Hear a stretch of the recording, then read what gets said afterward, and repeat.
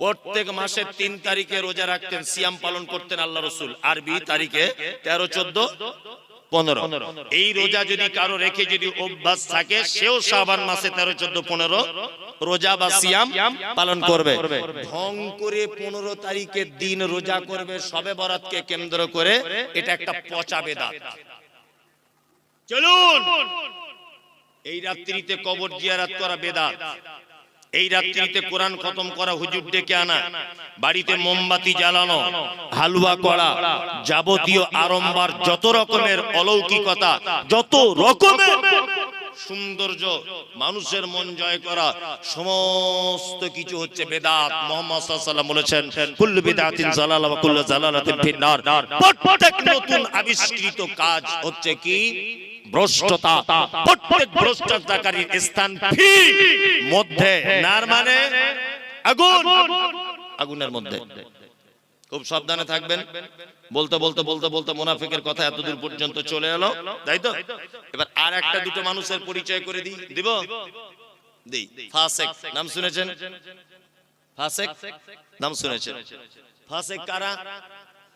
ফাসেক হচ্ছে ওই লোক, ভালো করে বুঝবেন, ফাসেক ওই লোক যে লোক কাবিরা পাপের ভিতরে দীর্ঘদিন যাবত আছে, কাবিরা পাপ জানার পরেও ছাড়তে পারছে না, একই ফাসেক। তবে ফাসেকরা ইসলাম থেকে খারিজ হয়ে যায় না, ফাসেকদের ব্যাপারে ডাইরেক্ট জাহান্নাম ঘোষণা করা নেই। তবে আল্লাহ সুবহানাহু ওয়া তাআলা ফাসেকদের ব্যাপারে বলেছে, ওয়াল্লাহু লা ইয়াহদিল কওমাল ফাসিকিন। ফাসেকরা কখনো সঠিক রাস্তা খুঁজে পায় না। ফাসেক কাকে বলে? পিতামাতার সঙ্গে অসৎ ব্যবহার, ও কি ফাসেক? দাড়ি চাঁচা, এটা কি কাজ? ফাসেকি কাজ। ওই যে মৌলভী সাহেব কুটকুট করে চুলকায়, চুলকায় মৌলভী সাহেব। আবার অনেকজন বলছে আমার বউ কেমন করে, আমার বউ বলে দিয়েছে, রাখতে মানা করে দিয়েছে। তোমার বউ কি একেবারে দিব্যা ভারতী? তোমার বউকে চেনে কয়জন? গোলাম হোসেন চেনে কয়জন? ওই যে দক্ষিণ আফ্রিকার না কোথাকার একটা ক্রিকেট প্লেয়ার আছে, এত বড় বড় দাড়ি, না কোথায় বাড়ি, কি নাম? হাসি মামলা, এত বড় বড় দাড়ি, প্লেনে বসে আছে, ওর বউ বোরকা পরে ওর সাইডে বসে আছে, আর ও কোরআন মাজিদ তেলাওয়াত করতে করতে নাকি হাতে নিয়ে পড়তে পড়তে যাচ্ছে। ইন্টারন্যাশনালি ক্রিকেট খেলছে একজন দামি লোক, এত বড় বড় দাড়ি, তার বইয়ের লজ্জা লাগে না? আর এ বলছে অফিস আদালতে কাজ করিতে মৌলভী সাহেব, ব্যস্তের কারণে ওই জন্য দাড়ি রাখতে পাচ্ছি না, একটু দোয়া করবেন, আগামীতে রাখবো। তোমার দাড়ির জন্য আমার দোয়া করার দায় এসে যায়? তোমার দাড়ি বাড়ার জন্য আমি দোয়া করবো? বদমাইশির জায়গা পাবো না। হাসি মামলাকে সারা পৃথিবীর লোক দেখছে, তার লজ্জা লাগে না? তার অফিস আদালতে যেতে হয় না, তাকে প্লেনে করে এদেশ থেকে ওদেশ ছুটতে হয় না, ইন্টারন্যাশনাল ক্রিকেট প্লেয়ার হিসেবে মাঠে নামতে লজ্জা লাগে না? আর তোমাকে পুলিন্দার লোক চেনে, সারগাছির লোক চেনে, গোটা মুর্শিদাবাদের লোক তোমাকে চেনে, কেউ চেনে না। তোমার লজ্জা কিসের? লজ্জা লাগে? আশ্চর্য ব্যাপার। কারণ এটা একটা বড় পাপ, এটা বড় পাপ জানার পরেও ও যে চাচ্ছে বারবার, এই কারণে ফাসেক। তবে একটা কথা বলে দিচ্ছি, ফাসেক আপনি যদি এই কাজের কারণে হন, তাহলে আপনাকে তওবা করে ফেরত আসতে হবে। এখন রাস্তা আছে যে আপনি ফাসেকে আছেন, কি বলছি মাথায় থাকবে এটা, তওবা করে ফেরত আসুন। আর একটা কথা বলছি, আপনি পুলিন্দা মাদ্রাসায় 1 লাখ টাকা দান করেছেন, এসব বাস্তব কথাগুলো কেউ তুলে ধরে না।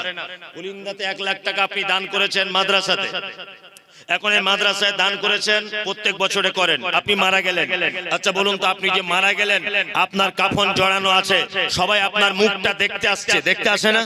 কাফন থেকে মুখটা বার করে দেখে। আচ্ছা বলুন তো, আপনার মুখটা দেখে বুঝতে পারবে যে এই লোকটা বড় দানি ছিল? দেখা যাবে? বোঝা যাবে না? আত্মীয়তার সম্পর্ক আপনার ভালো ছিল, আপনার মুখ দেখে কেউ বুঝতে পারবে যে লোকটার আত্মীয়তার সম্পর্ক ভালো ছিল? বোঝা যাবে? যাবে না।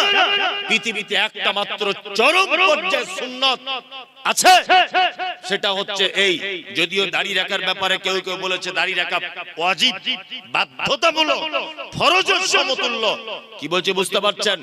আচ্ছা বলুন, পৃথিবীতে একটা মাত্র আমল আছে যে আমলটা মানুষের কবর পর্যন্ত প্রমাণ করে যায়, তার নাম দাড়ি। মানুষ মারা গেলে দাড়ি চেঁচে কবরে ঢোকায় না, এই অবস্থায় দেয়, এই অবস্থায় দেয়। অন্তত পক্ষে ফেরেশতারা দেখে বলবে আমাদেরই দলের লোক ছিল, অন্তত একটু আরাম হতে পারে হিসাবটা, বুঝলেন না? আর একেবারে শ্যাম্পু করা লোক যদি ঢুকে যায়, ফেরেশতারা যদি বুঝতে পেরে যায় এই ঢুকেছে রে, এবারে হিসাব কড়াকড়ি করে মার, বলবে কি বলবে না? বলবে, এটা বাস্তবতা। এইটা দেখে অন্তত পক্ষে ফেরেশতারা বুঝতে পারবে যে এটা আমাদেরই লোক ছিল, বুঝতে পারবে না? অনেক তো মেয়েরা আবার আছে দাড়িওয়ালা ছেলে বিয়ে করতে চায় না, করে না? অনেক মেয়ে ও কলেজে পড়ে নাকি একটু মডার্ন হয়েছে, শুনছি বলে কলেজে পড়ে মেয়েটা, বিশাল ডিগ্রি করছে, ওই জন্য দাড়িওয়ালা ছেলে পছন্দ করে না। অথচ যখন বিয়েতে বসে ওর বরকে বলে দেয় ভালো পাঞ্জাবি আর ভালো টুপি পরবে, কিন্তু বিয়ে করার সময় দেখছি আব্দুল কাদের জেলানির মতো পাগড়ি আর পাঞ্জাবি পরে যাচ্ছে। কেন আন্ডারপ্যান্ট পরে আসতে বলতে পারতে? মৌলভী সাহেবদের পছন্দ করো না, দাড়িওয়ালা পছন্দ করো না, তা বিয়ে করার সময় আমার ঢং করে মৌলভী সাহেবের মতো ব্যাগ ধরতে বলছো কেন? যে পাঞ্জাবি পরতে এসো, আপনাদের এখানে বিয়েতে পড়ে বাচ্চা কাচ্চারা পড়ে, আবার বিয়ে করতে এসে এইরকম করে আছে মুখে রুমাল দিয়ে, মানে এত লজ্জার বেটাও আর কি। 3 লাখ টাকা পণ নিয়েছে হারাম করে, তখন লজ্জা লাগেনি। 4 লাখ টাকা পণ নিয়েছে, 8 টিয়ার গাড়ি চেয়েছে, তখন লজ্জা লাগেনি। আর বিয়ে করতে গিয়ে এরকম করে বসে আছে, মনে হচ্ছে কোমরে লাথি মেরে কোমরে হাড় ভেঙে দিয়ে। হারাম করে 3 লাখ টাকা চাইতে সবার সামনে লজ্জা লাগলো না, আর ঘোমটা দিয়ে বসে আছে, মানে লজ্জাপতি গাছ বেটে খেয়েছে। লজ্জা শরম আছে তোমার? বিয়াদব কোথাকারে। বাস্তব না অবাস্তব বলছি? পঞ্চায়েতে লজ্জা লাগে না বেটির বাপের কাছে, বেটির বাপের কাছে টাকা চাইতে লজ্জা লাগে না, আর বিয়ে করতে গিয়ে পুরুষ মানুষ রুমাল দিয়ে বসে আছে এরকম করে। মানে কি একেবারে লজ্জাশীল পুরুষ। লজ্জা শরম থাকা দরকার। ওই জন্য যে সমস্ত মেয়েরা এই ব্যাপারে আপত্তি করেন, আপনাকে আমি বলে দিয়ে যাচ্ছি, কোন মেয়ে যদি নিজে আপত্তি করে যে দাড়িওয়ালা ছেলে বিয়ে করব না, আমি মুমতাজুল ইসলাম বলছি আপনি তার থেকে দূরে থাকুন। আখিরাতেও কল্যাণ হবে, দুনিয়াতেও কল্যাণ হবে। আপনার আখিরাতেও কল্যাণ, দুনিয়াতেও কল্যাণ, কারণ নারী নামের হস্তিনী। আল্লাহ নবীর একটা সুন্নত, আল্লাহ নবীর একটা কঠিন পদক্ষেপকে যে মেয়ে অঙ্গীকার করে সে মেয়ে মুসলিম থাকতে পারে না। শুনুন, আপনি নামাজ পড়েন না আলাদা ব্যাপার, আমি আপনাকে ধরেছি যে ভাই আপনি নামাজ পড়া ধরুন, আপনি বলছেন মৌলভী সাহেব লজ্জা লাগছে আপনাকে দেখে বারবার নামাজের কথা বলেন, সত্যি আমি খুব অপরাধী, ও মুসলিম, ও জানে নামাজ ফরজ, কিন্তু আমাকে দেখে ও লজ্জা পাচ্ছে, তার মানে ওর ভিতরে আল্লাহর ভয় আছে, একটু চার্জ দিলে ও নামাজ পড়া ধরে যাবে। কিন্তু একটা লোককে নামাজ পড়ার কথা বলতে গেলাম, সেই লোকটা আমাকে বলছে তুই নামাজ পড়ে কি পেলি ঘোড়ার ডিম ফালতু, ওর ঈমান আর থাকবে না, সঙ্গে সঙ্গে বেঈমান হয়ে যাবে। কি বলছি বুঝতে পারছেন? এই লোকটা নামাজ পড়ে না, একে আমি গিয়ে বলছি চাচা একটু নামাজ পড়ুন, তখন বলছে মৌলভী সাহেব পড়তে পারছি না, কাজের চাপে খুব লজ্জা লাগছে, ইনশাআল্লাহ চেষ্টা করব। ও মুসলিম, ও কি মুসলিম? আর উনি যদি এই কথা বলেন যে তুমি নামাজ পড়ে এতদিন কি করলে, আমি ঘোড়ার দিন নামাজ না পড়ে দুতলা বাড়ি করে নিলাম, তাহলে উনি বেঈমান, ওর মুসলিম থাকতে পারলো না। তুমি দাড়ি রাখতে পারছো না, এটা আলাদা ব্যাপার। মেয়ে, তোমার বাপ দাড়ি রাখতে পারেনি, এটা তোমার বাপের দুর্বলতা। তোমার ভাই দাড়ি রাখতে পারেনি, এটা তোমার ভাইয়ের দুর্বলতা। কিন্তু তোমাকে যে ছেলে বিয়ের কথা বলতে এসেছে, তোমাকে যে ছেলে বিয়ের কথা বলতে এসেছে, তার যদি দাড়ি থাকে, সে তো মুহাম্মদ সাল্লাল্লাহু আলাইহি ওয়াসাল্লামের পদ্ধতিতে দাড়ি রেখেছে। তুমি যে তাকে ঠাট্টা করলে, বিদ্রুপ করলে, বিবাহের জন্য অপ্রয়োজন মনে করলে, আমি তো মনে করি ওই দাড়ি থাকা ছেলেটাকে যদি অপমান করে বাড়ি পাঠায়, বা দাড়ি আছে বলে যদি বিয়ে না বসতে চায়, তাহলে ওই মেয়েটাও ঠিক তেমন বেঈমান হয়ে যাবে, কারণ ও একটা চরম হাদিসকে অপমান করার কারণে। খুব বুঝে শুনে কথা বলবে, হিসাব করে। তবে আলহামদুলিল্লাহ সব মেয়েরা নয়, আমার মাদ্রাসাতে 200 থেকে 250 মেয়ে আছে। আমি এই পর্যন্ত মনে হয় জীবনে কত মেয়েকে যে বিয়ে দিয়েছি তা আল্লাহ ছাড়া কেউ জানে না। কি বলছি বুঝতে পারছেন? অজস্র মেয়েকে বিয়ে দিয়েছি। এই কিছুদিন আগে মেদিনীপুরের একটা মেয়ে আছে আমার মাদ্রাসাতে, এই যে আমার পিছনে বসে আছে শামীম, আপনাদের মাওলানার এখানকার ছেলে আর কি, ও তো যায়, ওরা সব সময়তেই যায়, আমার বাড়িও গিয়েছিল সেদিনও। তা এরা সব দেখে এসেছে আমার মাদ্রাসা। আর একটা মেয়েদের মাদ্রাসা আছে, 200-250 মেয়ে পড়ে আলহামদুলিল্লাহ। আবার মোটামুটি এই তো শামীম গিয়েছিল ভিত্তি স্থাপনের দিনে, 3 বিঘা জমির উপরে ছেলেদের মাদ্রাসা তৈরি হচ্ছে ইনশাআল্লাহ, দোয়া করবেন। হিফজ খানা আল্লাহ যদি কবুল করে নেয় কেউ আর আটকাতে পারবে না, দ্রুত গতিতে কাজ চলছে ইনশাআল্লাহ। শেষ কাজ করতে আমার একটা টার্গেট 1 কোটি টাকার আমরা বাজেট রেখেছি। যদি বলছেন টাকা আপনার বহুত টাকা, তো তাহলে আমার 1 পয়সাও নেই, যা টাকা পয়সা পাচ্ছি সব লাগিয়ে দিচ্ছে, বাকিটা আল্লাহ ম্যানেজ করে দিচ্ছে বিভিন্ন মানুষের মাধ্যমে। যাই হোক, যে কথা বলছিলাম সেটা হচ্ছে এই যে আমার একটা মাথাতে একটা জিনিস কাজ করে, বেদাতিরা একটা কথা বারবার বলে যে আহলে হাদিসরা কোরআন পড়তে পারে না, বারবার এটা কথা প্রশ্ন কিন্তু তারা তোলে না।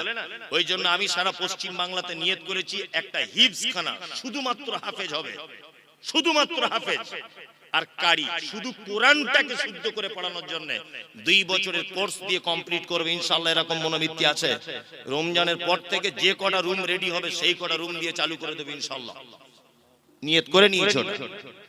আমার জীবনে এটা উদ্দেশ্য যে আমি এর মাধ্যমে মরে গেলেও যেন কবরে শুয়ে শুয়ে নেকি পাই, এতটুকু, এছাড়া কোনো আর আমার আশা নেই, কোনো আশা নেই।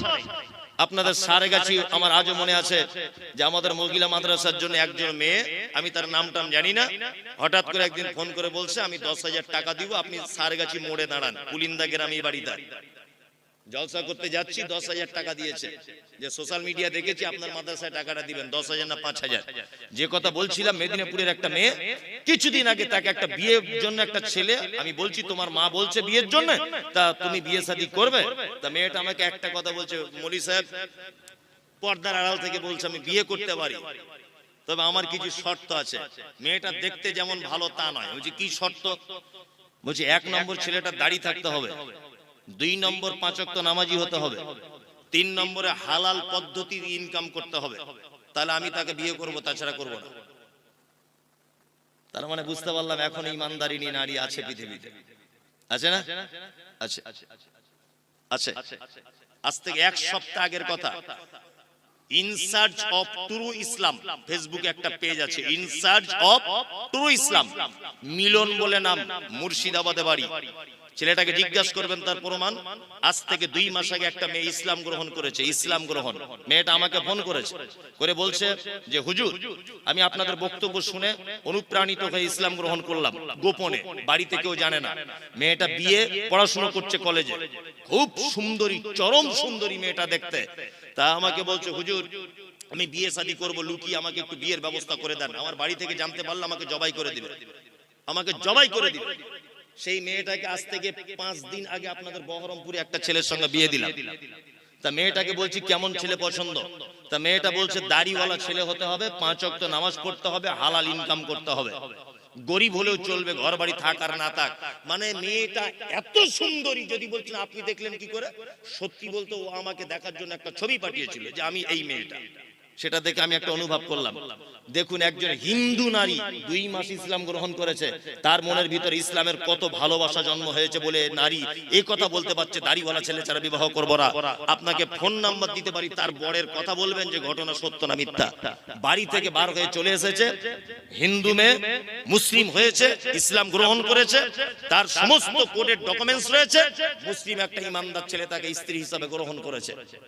ভালো নারী নেই এ কথা বলবো না, তবে যত খারাপই আমাদের যারাই কলেজে পড়ছে আর যারা বড় ডিগ্রি করতে যাচ্ছে, ফ্যাশন হয়েছে, এরা বলছে আমাদের আর পছন্দ হচ্ছে না,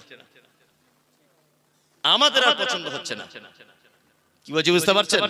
দূরে থাকবেন। আল্লাহ তুমি আমাদের ফাসিকি থেকে বাঁচার তৌফিক দান করো, আমিন বলুন, আমিন। চলুন আর একটা ব্যাখ্যা করে দিই, তারপরে আর একটা করব, সেটা হচ্ছে মুশরিক।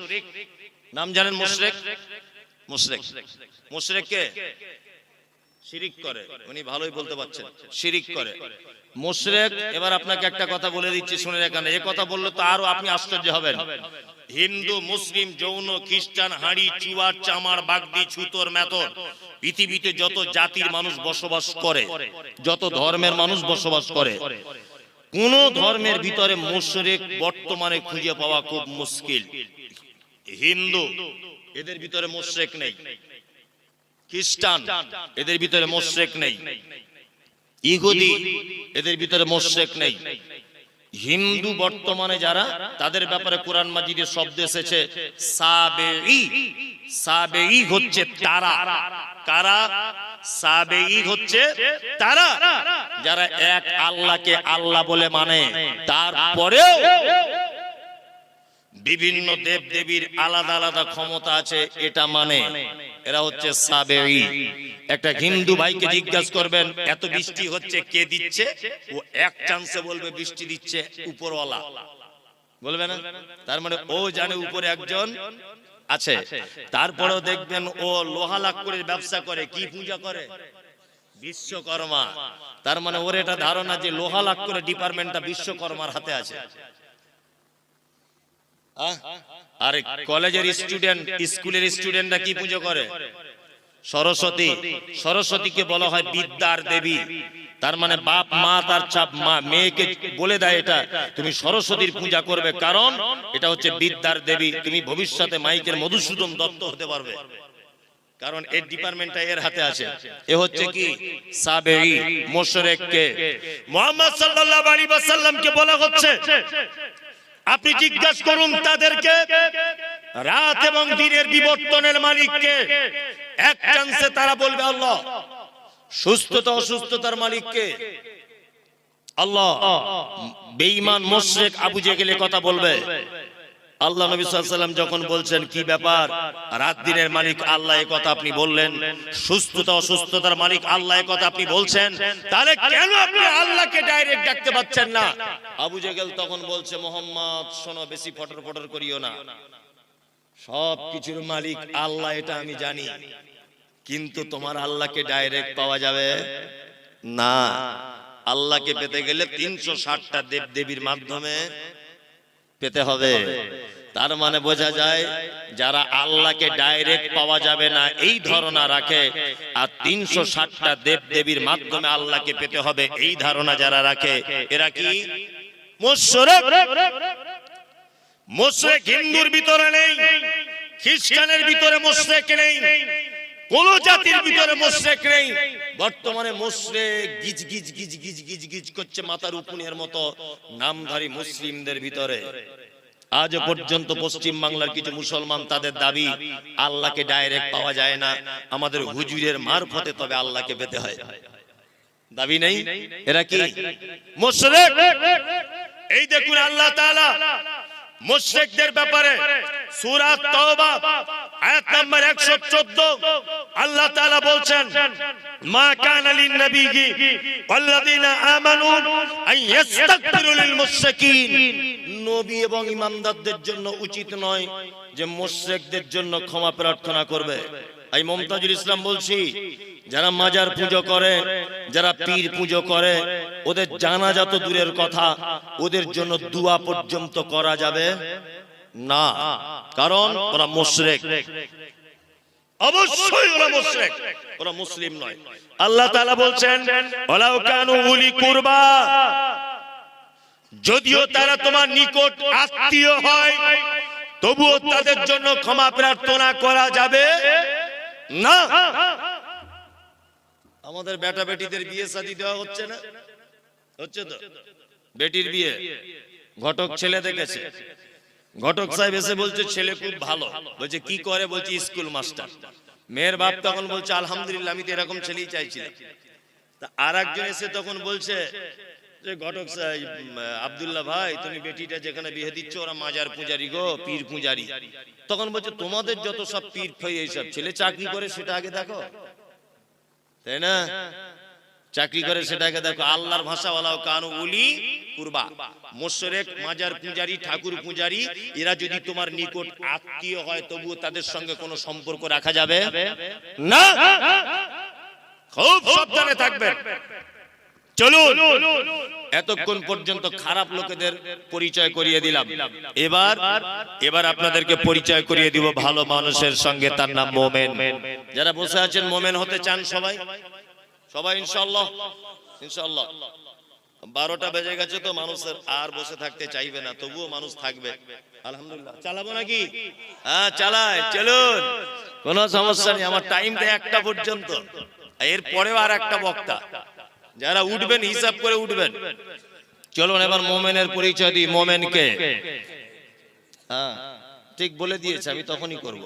মোমেনের কথা বলে দিই। এক, আল্লাহ বলেন ইন্নামাল মুমিনুনা আল্লাযীনা ইযা যুকিরাল্লাহু ওয়াজিলাত কুলুবুহুম ওয়া ইযা তুলিয়াত আলাইহিম আয়াতুহু যাদাতুহুম ঈমানা ওয়া আলা রাব্বিহিম ইয়াতাওয়াক্কালুন। আল্লাহ মুমিনের পরিচয় দিচ্ছেন। মুমিনকে আল্লাহ বলছেন মুমিন তারা যারা পাপ করে, অন্যায় করে, খারাপির মধ্যে লিপ্ত থাকে, তারপরেও যখন তারা আল্লাহর ভয় তাদের অন্তরের ভিতরে চলে আসে, তারা তখন ভয়ে থরথর করে কাঁপে। দুই, আল্লাহ বলে মুমিনের দ্বিতীয় গুণ আয়াতুহুম যাদাতুহুম ঈমানা ওয়া আলা রাব্বিহিম ইয়াতাওয়াক্কালুন। দ্বিতীয় নম্বরের মুমিন হলো তারা, আল্লাহ বলে যাদের সামনে কোরআনের আয়াত তেলাওয়াত করা হলো, তাদের ঈমান কোরআনের আয়াত শুনলে যেন ঈমান বেড়ে যাবে। আয়াত শুনলে ঈমান কি হবে? বেড়ে যাবে। এটা মুমিনের ক নম্বর গুণ? দ্বিতীয় গুণ। এখানে একটা মজাদার কথা বলে রাখছি, আপনার চোখে পানি চলে আসবে শুনলে। আচ্ছা, এখানে হাজী সাহেব কেউ আছেন? কে হাজী সাহেব? কেউ নেই? তাহলে এমনি সৌদি আরবে গেছেন, মক্কা টক্কায় ঘুরতে, এরকম কোন লোক আছে? অনেকজন, ওই তো আলহামদুলিল্লাহ অনেকজন আছেন, আলহামদুলিল্লাহ অনেকজন আছেন, মক্কায় ঘুরতে গেছে। আমি এই 2.5 মাস 3 মাস আগে গিয়েছিলাম, আলহামদুলিল্লাহ। তা আমি গিয়েছিলাম, তো আমার সঙ্গে প্রায় 40 জন মতো মানুষ গিয়েছিল। উত্তর দিনাজপুরের একজন চাচা গিয়েছিলেন, নিরক্ষর লোক, লেখাপড়া টেখাপড়া জানে না, কিছু বাংলাও জানে না, আরবি উর্দু হিন্দি কিচ্ছু বুঝে না, চাষি লোক। আমি যখন কাবাতে যখন তওয়াফ করছিলাম, চাচা আমার জামার কলারটা এইভাবে টেনে ধরে রাখছিল। তাই বারবার বলছি, চাচা তুমি আমার জামার কলার কেন ধরছো? হ্যাঁ বলছি, এত লোক যদি হারিয়ে যায়, আমার 3 বিঘা জমি ধান চাষ করা আছে, কি হবে তাহলে? শুধু এই টেনশন। আমি বলছি তুমি মরিবে কি বাঁচবে এটা দেখো, ও 3 বিঘা জমি ধান লাগানো আছে, ওই টেনশন ওর মক্কাতে ঘুম হয় না। কি বললাম বুঝলেন? আল্লাহ তাহলে তুমি ধান যখন লাগানো আছে, তুমি এলে কি করতে? যাই হোক, ভীতু লোক। তা কাবার প্রথম ইমাম আব্দুর রহমান আস-সুদাইস বেশিরভাগ মাগরিবে আর এশাতে বা এশাতে ফজরে তিনি নামাজ পড়াতেন। আল্লাহু আকবার। উনি যখন কোরআন তেলাওয়াত করতেন, Ethiopia, Tanzania, German, Japan, France, Kuwait, পৃথিবীর যে ভাষাভাষী মানুষ হোক না কেন, চোখ দিয়ে পানি পড়তে লাগতো। আব্দুর রহমান আস-সুদাইস জাহান্নামের আয়াতগুলো যখন আসতো, তখন বাচ্চা ছেলের মতো 20 second 25 second how how how how করে কাঁদতেন। জাহান্নামের আয়াতগুলো যখন আসতো, ফজরের নামাজ পড়ছি, রাত 10টার সময় তওয়াফ শুরু করতাম। দিনের বেলা ভিড় হতো বলে আমরা যেতে পারতাম না।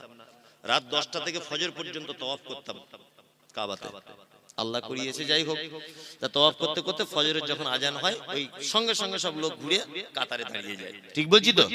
কাতারে দাঁড়িয়ে যায়। আমি দাঁড়িয়ে আছি, আমার পাশে ওই যে উত্তর দিনাজপুরের চাচা দাঁড়িয়ে আছে। নামাজ শুরু হয়েছে, আল্লাহু আকবার। সবাই হাত বেঁধে দাঁড়িয়ে গেল। কাবার প্রথম ইমাম আব্দুর রহমান আস-সুদাইস তিনি জাহান্নামের আয়াত তেলাওয়াত করছেন। আর আয়াত তেলাওয়াত করতে করতে তিনি যেন বাচ্চা ছেলের মতো করে কাঁদছেন। আমি কোরআনের একটু অল্প কিছু বুঝি, আমার চোখ দিয়েও পানি চলে এলো। আমিও বাচ্চা ছেলের মতো ডুকরে ডুকরে কাঁদতে লাগলাম। আমার পাশে চাচা কোরআন বোঝে না, বাংলা ভালো করে পড়তে জানে না, অশিক্ষিত লোক। চাচাও দেখছি ডুকরিয়ে ডুকরিয়ে কামতে শুরু করে দিল। নামাজ শেষ হয়ে গেল, কাবা থেকে জমজমের পানি পান করে যখন ফাঁকে বার হয়ে গেলাম, চাচাকে ডেকে বললাম, চাচা সত্যি করে বলো দেখি, কাবার ইমাম আরবি ভাষী মানুষ, তিনি কোরআনের আয়াত বুঝতে পেরেছেন তাই কাঁদছেন। আমি মুমতাজুল 2 পাতা পড়া আলেম, আমি ব্যাপারটা বুঝতে পারলাম, এই জন্য চোখ দিয়ে পানি চলে এলো। তোমার কেন চাচা চোখ দিয়ে পানি চলে এলো বলো? চাচা তখন বলছে, বেটা মুমতাজুল, 70 বছর আমার বয়স, আমি 50 বছর যাবত আমাদের গ্রামের মসজিদে নামাজ পড়ি, কিন্তু কোরআন শুনলে অন্তর গলে না। কিন্তু আজকে আশ্চর্য ব্যাপার, কাবা শরীফে নামাজ পড়তে এলাম, আর কাবার ইমামের তেলাওয়াত শুনে আমার চোখ দিয়ে পানি বার হয়ে গেল। আমিও বাচ্চা ছেলের মতো ডুকরিয়ে ডুকরিয়ে কেঁদে দিলাম। আমার আল্লাহর কোরআনের আয়াতের কথা মনে হলো। আল্লাহ বলে, আয়াতুহু যাদাতুহুম ঈমানা ওয়া আলা রাব্বিহিম ইয়াতাওয়াক্কালুন। মুমিন হলো তারা, তাদের সামনে যখন কোরআনের আয়াত তেলাওয়াত করা হয়, তাদের ঈমান তখন বেড়ে যায়। চাচা তুমি কোরআন জানো না, তুমি কোরআন পড়তে জানো না, কিন্তু তুমি 1 লক্ষ টাকা খরচা করে কাবায় চলে এসেছো, তোমার ঈমানের পরিপূর্ণতা লাভ করেছে, তোমার ঈমান কাজ করছে। ওই জন্য চাচা আমার গলা ধরে হাউ হাউ করে বলছে, কাঞ্চার বলছে, বেটা মুমতাজুল, তুমি আমার বেটার থেকে অল্প বয়সের, কিন্তু কোরআন শুনলে যে চোখ দিয়ে পানি চলে আসে, আজকে তার জ্বলন্ত প্রমাণ পেলাম। ওই জন্য বলি বন্ধু, টাকা দার্জিলিং এ গিয়ে নষ্ট না করে দিয়ে, গ্যাংটকে গিয়ে নষ্ট না করে, ওই আপনার সুন্দরবন বেড়াতে গিয়ে টাকা নষ্ট না করে, একবার অন্তত পক্ষে 80-90 হাজার টাকা খরচা করে কাবায় চলে যান, আপনার ঈমান বেড়ে যাবে। আল্লাহ বলছে, মুমিন তারাই তো মুমিন যাদের সামনে আমার কোরআন তেলাওয়াত করা হবে, ইমাম সাহেব তেলাওয়াত করবে, পিছনে মুসল্লি দাঁড়িয়ে থাকবে, আর তার ঈমান যেন আস্তে আস্তে করে বেড়ে যাবে। আমাদের ঈমান বাড়ে। ফজরের সময় 2টা আয়াত যদি ইমাম সাহেব বেশি করে যদি তেলাওয়াত করে দেয়, তা মুসল্লিরা ঝামেলা লেগে যায়, ঝামেলা লেগে যায়। আল্লাহ বলে, মুমিন তারা ওয়া আলা রাব্বিহিম ইয়াতাওয়াক্কালুন। মুমিনের 3 নম্বরের গুণ, খায়রিহি ওয়াশাররিহি মিনাল্লাহি তাআলা। মুমিন যা কিছু হবে আল্লাহর উপরে ভরসা করবে। মুমিন কার উপরে ভরসা করে? আল্লাহর উপরে। হায়াত মওতের মালিক কে? আল্লাহ। রুজির মালিক আল্লাহ। দোকান করেছে, ঈমান আছে তো? দোকান করেছে, দোকানের পিছনে দেখছি একটা তাবিজ ল্যামিনেশন করে টাঙানো আছে, তাই না? তো চাচা তোমার তাবিজ কি ব্যাপার? বলছি বেচাকেনে বরকত হবে। আমি বলছি কে দিয়েছে? বলছে আমাদের হেড মাওলানা দিয়েছে। বোঝানোর জন্য বলছি। তাই হেড মাওলানা যদি এত বরকতের তাবিজ দেওয়া শিখে গেছে, তা তাবিজটা নিজের কাছেই রাখতে পারে, এত বরকতের দিনে বিচি দিলে কি করে? ঈমান আছে তো? 4টে আংটি পড়েছে যুবক ছেলে, 4 রকমের কোয়ালিটির পাথর। এটা কি? বলছে বউ কথা শোনে না। এটা কিসের আংটি? বলছে ঘন ঘন পেচ্ছাপ হয়। এটা কিসের? বলছে বাপের বাড়ি বউ গেলে আসতে চায় না। আর এটা বলছে রাতে চমকে উঠি তাই। হযরত ওমরের নাম শুনেছেন? ওমর দামি মানুষ না? দামি মানুষ। পৃথিবীতে অনেক জিনিস আছে যেগুলো ডাইরেক্ট জান্নাত থেকে এসেছে, তার ভিতরে একটা হাজির আসওয়াদ, তাই না? যখন পৃথিবীতে আছে, এটা মুসলিম শরীফের হাদিস, তখন সাদা দুধের মতো ছিল পাথরটা। আল্লাহ নবী সাল্লাল্লাহু আলাইহি ওয়াসাল্লাম বলছেন, আদম সন্তান তার পাপের বোঝা নিয়ে তাকে চুম্বন করতে করতে একদম কালো করে দিয়েছে। আমি নিজে আলহামদুলিল্লাহ 2 বার চুম্বন করে এসেছি, আল্লাহ করিয়েছে। খুব রিস্ক চুম্বন করা, ওখানে মারাও যেতে পারে কোনো মানুষ, এত রিস্ক। মানে আপনি হাড়ির মুখের মতো, তখন যখন মুখ ঢোকাবেন পিছন দিক দিয়ে 1,500 মানুষ আপনাকে চাপছে। এই 1,500 মানুষ বা 500 মানুষ 1,000 মানুষকে সামলে তবে চুমুটা খেতে হবে। ওই জন্য আমি বলি আমাদের বাঙালিদের একটা বদ অভ্যাস, বুড়ো না হলে হজে যায় না। হজে বুড়ো বয়সে গেলে 10 পয়সা দাম না, এমনি টাকা খরচাই হবে, ও কিছুই করতে পারবে না। ও না তপ করতে পারবে, চুমু খাওয়া তো দূরের কথা, না পাথর মারতে পারবে, ফ্যাল ফ্যাল করে তাকিয়ে থাকতে হবে। 5 লাখ টাকা জলে চলে গেল। যেতেই যদি হয় 35, 37, 38 বছরে যান, যেন দুজনকে যেন রুখে দেওয়া যায়। দক্ষিণ আফ্রিকার মেয়ে ছেলেগুলো তাদের যা বডি আর যা ধাক্কা মারছে, তারা আমার মতো 4টে পুরুষকে ফুটবলের মতো ছুঁড়ে ফেলে দিবে, এত ক্ষমতা তাদের গায়ে। আর এই লম্বা লম্বা মেয়েগুলো সব সুদানিরা, কালো কুচকুচ কুচকুচ করছে সুদানিরা, এই লম্বা লম্বা, তাদের চেহারা কি আমাদের বাঙালি 2-4 জন পুরুষ মানুষকে মেরে ফেলবে ঘুষি মেরে, এত ক্ষমতা তাদের গায়ে।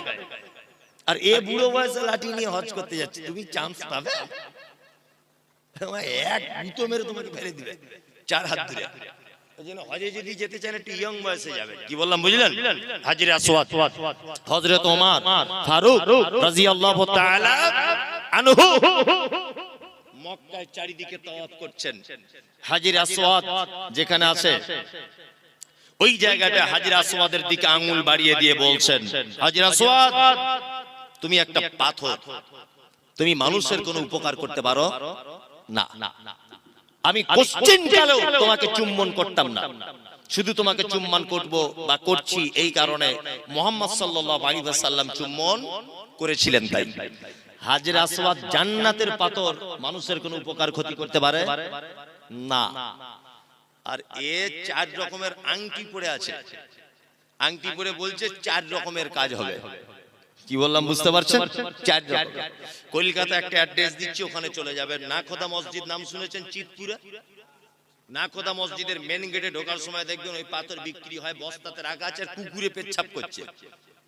40 টাকা 50 টাকা কেজি, 40-50 টাকা কেজি দরে পাথর কিনে আনছে, এনে বহরমপুরে ওই বাটিতে বাটিতে সাজিয়ে আম গাছের শিকড়, কলা গাছের শিকড়, জাম গাছের শিকড় পাশাপাশি রেখে ভাঙা মাইক দিয়ে বিক্রি করছে, আর বলছে এ আফ্রিকা কঙ্কর জঙ্গল সে লেকে আয়ে হ্যায় জড়ি বুড়ি। তোমার বইয়ের ছেলে হয় না, পাথর নিয়ে যাও, ছেলে হবে। এমবিবিএস ডাক্তার ওর বইয়ের ছেলে করতে পারলো না, আর কুকুরে পেচ্ছাপ করে পাথর ওর বইয়ের ছেলে করে দিবে। তাহলে 2024 সালে এত বোকা লোক বাস করে। আর পাথর পড়ে আছে কে না? স্কুলে হেডমাস্টার। মনে মনে ভাবি যে আল্লাহ গরুর পেটে কেন সব গোবর দিলে, হেডমাস্টারের মাথাতেও কিছু দিতে পারতে হালকা।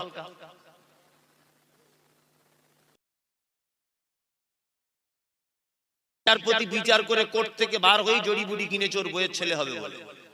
কত বড় গাধাও! ওর কপালে কিছু জোটেনি বলে ভাঙা মাইকের ফোন নিয়ে বসে আছে, ফুটপাতে তাবিজ কবজ বিক্রি করছে, চালাকি চিটিংবাজ। কি বললাম বুঝলেন? কাজী নজরুলের ভাষা কি? কাজী নজরুল বলেছেন, ওরে পীর ফকিরের কথা যদি সত্য হতো, তারা কেন ভিক ভেঙে ফুটপাতে খেত? তাদের কথা যদি সব হবে, হাত দেখে যদি সব বলে দিবে, তা ফুটপাতে তারা কেন বসে আছে? আছে না? আল্লাহ।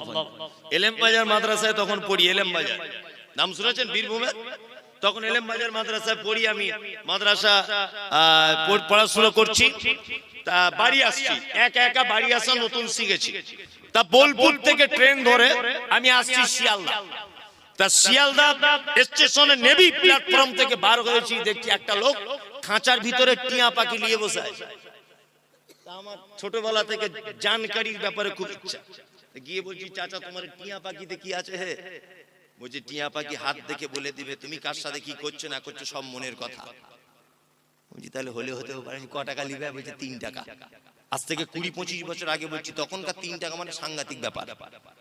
তা আমি তখন সেরেক বেদাত এটা বুঝতাম না, মাদ্রাসার ছাত্র, তখন তো খুব বদমায়েশ। আমি তাহলে একবার আমারটা হাত দেখে বলে দাও তো কি করছে একবার। তখন তো ফোন টোন ছিল না, তখন এত বড় চিটিংবাজ হাতটা দেখে বলছে, তো সাংঘাতিক ব্যাপার। আমি কি ব্যাপার? বলছে তুমি যাকে ভালোবাসো সে তো প্রায় চলে আসার টাইম হয়ে গেছে। আমি বলছি শালা ওইটাই তো আমি চাইছি, যাকে ভালোবাসি সে আমার বাড়ি আসুক, আর মাদ্রাসায় পড়বো না, বেশ মজা করে থাকবো দুজনে মিলে, মনে মনে ভাবছি আর কি। তাই বলছি তাহলে বাবা কি করা যাবে? কি করা যাবে? বলছে এমন একটা তাবিজ দিয়ে দেবো 10 টাকা দাম, এমন করে দিব না এক জানলা ভেঙে চলে আসবে তোমার বাড়ি, কেউ আটকে রাখতে পারবে না। মনে মনে ভাবছি তো ওইটাই তো আমার দরকার, ওকে পেয়ে গেলি তো আমার পড়াশোনা সব শেষ, সংসারে লেগে যাবো। তখন অত বুঝি না তো ভালো মন্দ, 10 টাকা দিয়ে সত্যি কথা বলতে মাল নিয়েছি। এবারে আগে সে সুইচ ওয়ালা ফোন ছিল, তখন তো ফোন টোন ছিল না, সে টাটার এরকম বাক্স ফোন ছিল আগেকার দিনে, তাই না? এখন ওই ফোন থেকে মাঝে সাঝে ওকে ফোন টোন করা হতো আর কি। আগে তবু রিং হচ্ছিল, এখন মোটি রিংও হয় না, সুইচ অফ। মাথা খুব খারাপ যে আগে তবু তাবিজের আগে তবু ফোন টোন হচ্ছিল না, আলাদা ব্যাপার। এখন তো ফোনে রিংও পাচ্ছে না। তাই আমি মনে মনে খুব মনটা খারাপ যে আসছে না, শুধু অপেক্ষা, বাড়িতে ভাত টাত খাচ্ছি, আমার মা বলছে ভাত খেলে না, খাবো না। আমি তো অপেক্ষা করছি কখন আসবি আর কি, কিন্তু আসছে না। মাদ্রাসায় ফের যখন ফিরে যাচ্ছি আর কি, যে ওকে ধরবো, আর মাদ্রাসায় পড়া ছেলে ও তো জানে না, কঠিন খাতারনাক। আরো যারা মাদ্রাসায় অর্ধেক করে ছেড়ে দিয়েছে, এরা এই রাস্তা দিয়ে চললে ইবলিশ শয়তান 13 কিলোমিটার দূর দিয়ে যায়। যে হাফ মাদ্রাসায় পড়ে ছেড়ে দিয়েছে, ও যদি এই রাস্তা দিয়ে হাঁটে পুলিন্দার, তো ইবলিশ শয়তান 13-14 কিলোমিটার দূরে চলে যাবে। যে ওরে বাবা সাংঘাতিক, আমার থেকে বড় আসছে, ও ধারে পাশে যাওয়া যাবে না। আর মাদ্রাসার ছেলেরা বদমাশ হওয়ার কারণ আছে, সব খারাপ মালগুলোতে এক জায়গায় থাকে, আর ভালো মাল সব আলামিন মিশনে পড়ছে, বুঝলেন না? বাড়িতে টিকতে পারছে না, কলা চুরি, এর পুকুরের মাছ চুরি সহ্য করতে পারছে না, চল মাদ্রাসায় পুলিন্দায় দিয়ে হেড মরিবি, তুই এখন বোঝ যা পারবি কর। ঘটনা তাই না? তাই আমি তো ভুক্তভোগী, আমি তো মাদ্রাসা চালাচ্ছি, আমি জানি। কি বলবো আপনাকে? তা যাই হোক, তা যাবার সময় তো লোকটাকে বলছি, চাচা কাকা সে ওই দিন তাবিজ দিলে কই এলো না তো। চিটিং বাজদের কি হয় দেখুন। আবার বলছে দেখি হাতটা দেখি, তা হাতটা দেখে এরকম করে বলছে, এ তো কঠিন ব্যাপার। কি ব্যাপার? ঘটনা কি? বলছে এই যে দাগটা বেঁকে গেছে না এইদিকে, আমি যা বেঁকে গেছে তো কি হলো? বলছে আগের দিন তো বেঁকা ছিল না, আজকে বেঁকে গেল কি করে? বলছে আমি যা এখানে দেখতে পাচ্ছি হাত দেখে, আগের দিনে তোমায় তাবিজ দিয়ে আমি ওকে বার করতে চাইলাম, ওর মা দেখতে পাচ্ছি কোথাও আবার 150 টাকার তাবিজ দিয়ে আটকে রাখার তাবিজ করেছে। এ শালা দুটো তাবিজে মারামারি লেগে গেছে, যার দাম বেশি তার কাজ বেশি। ওই জন্য তুমি যদি 250 টাকার তাবিজ কেন, তাহলে এবার আসার চান্স আছে। তখন আমি ভাবছি পাক্কা চিটিং মাছ, মাদ্রাসায় পড়া ছেলে। আমি ওকে বলছি তাহলে আমার কাছে তো 250 টাকা নেই, তা যে 10-20 টাকা আমার আব্বা দিয়েছে মাদ্রাসায় যাওয়ার জন্য, এক কাজ করি লটারির টিকিট কাটি, 50,000 টাকা ফার্স্ট প্রাইজ কোন নাম্বারে পড়বে একটু দেখে বলে দেন, ওইটা কাটবো। বলছে ওইটা বলা যাবে না, ওই চিটিং মার। আমি কার সাথে লাইন মারছি তুমি বলে দিতে পারছো, আমার বউ আসবে কিনা তুমি বলে দিতে পারছো, কার বউ কার সঙ্গে আছে এটা বলে দিতে পারছো, কে কার সাথে প্রেম করে আঙুল দেখে বলে দিতে পারছো, আর চিটিং বাজ কোন নাম্বারে ফার্স্ট প্রাইজ এটা বলতে পারো না।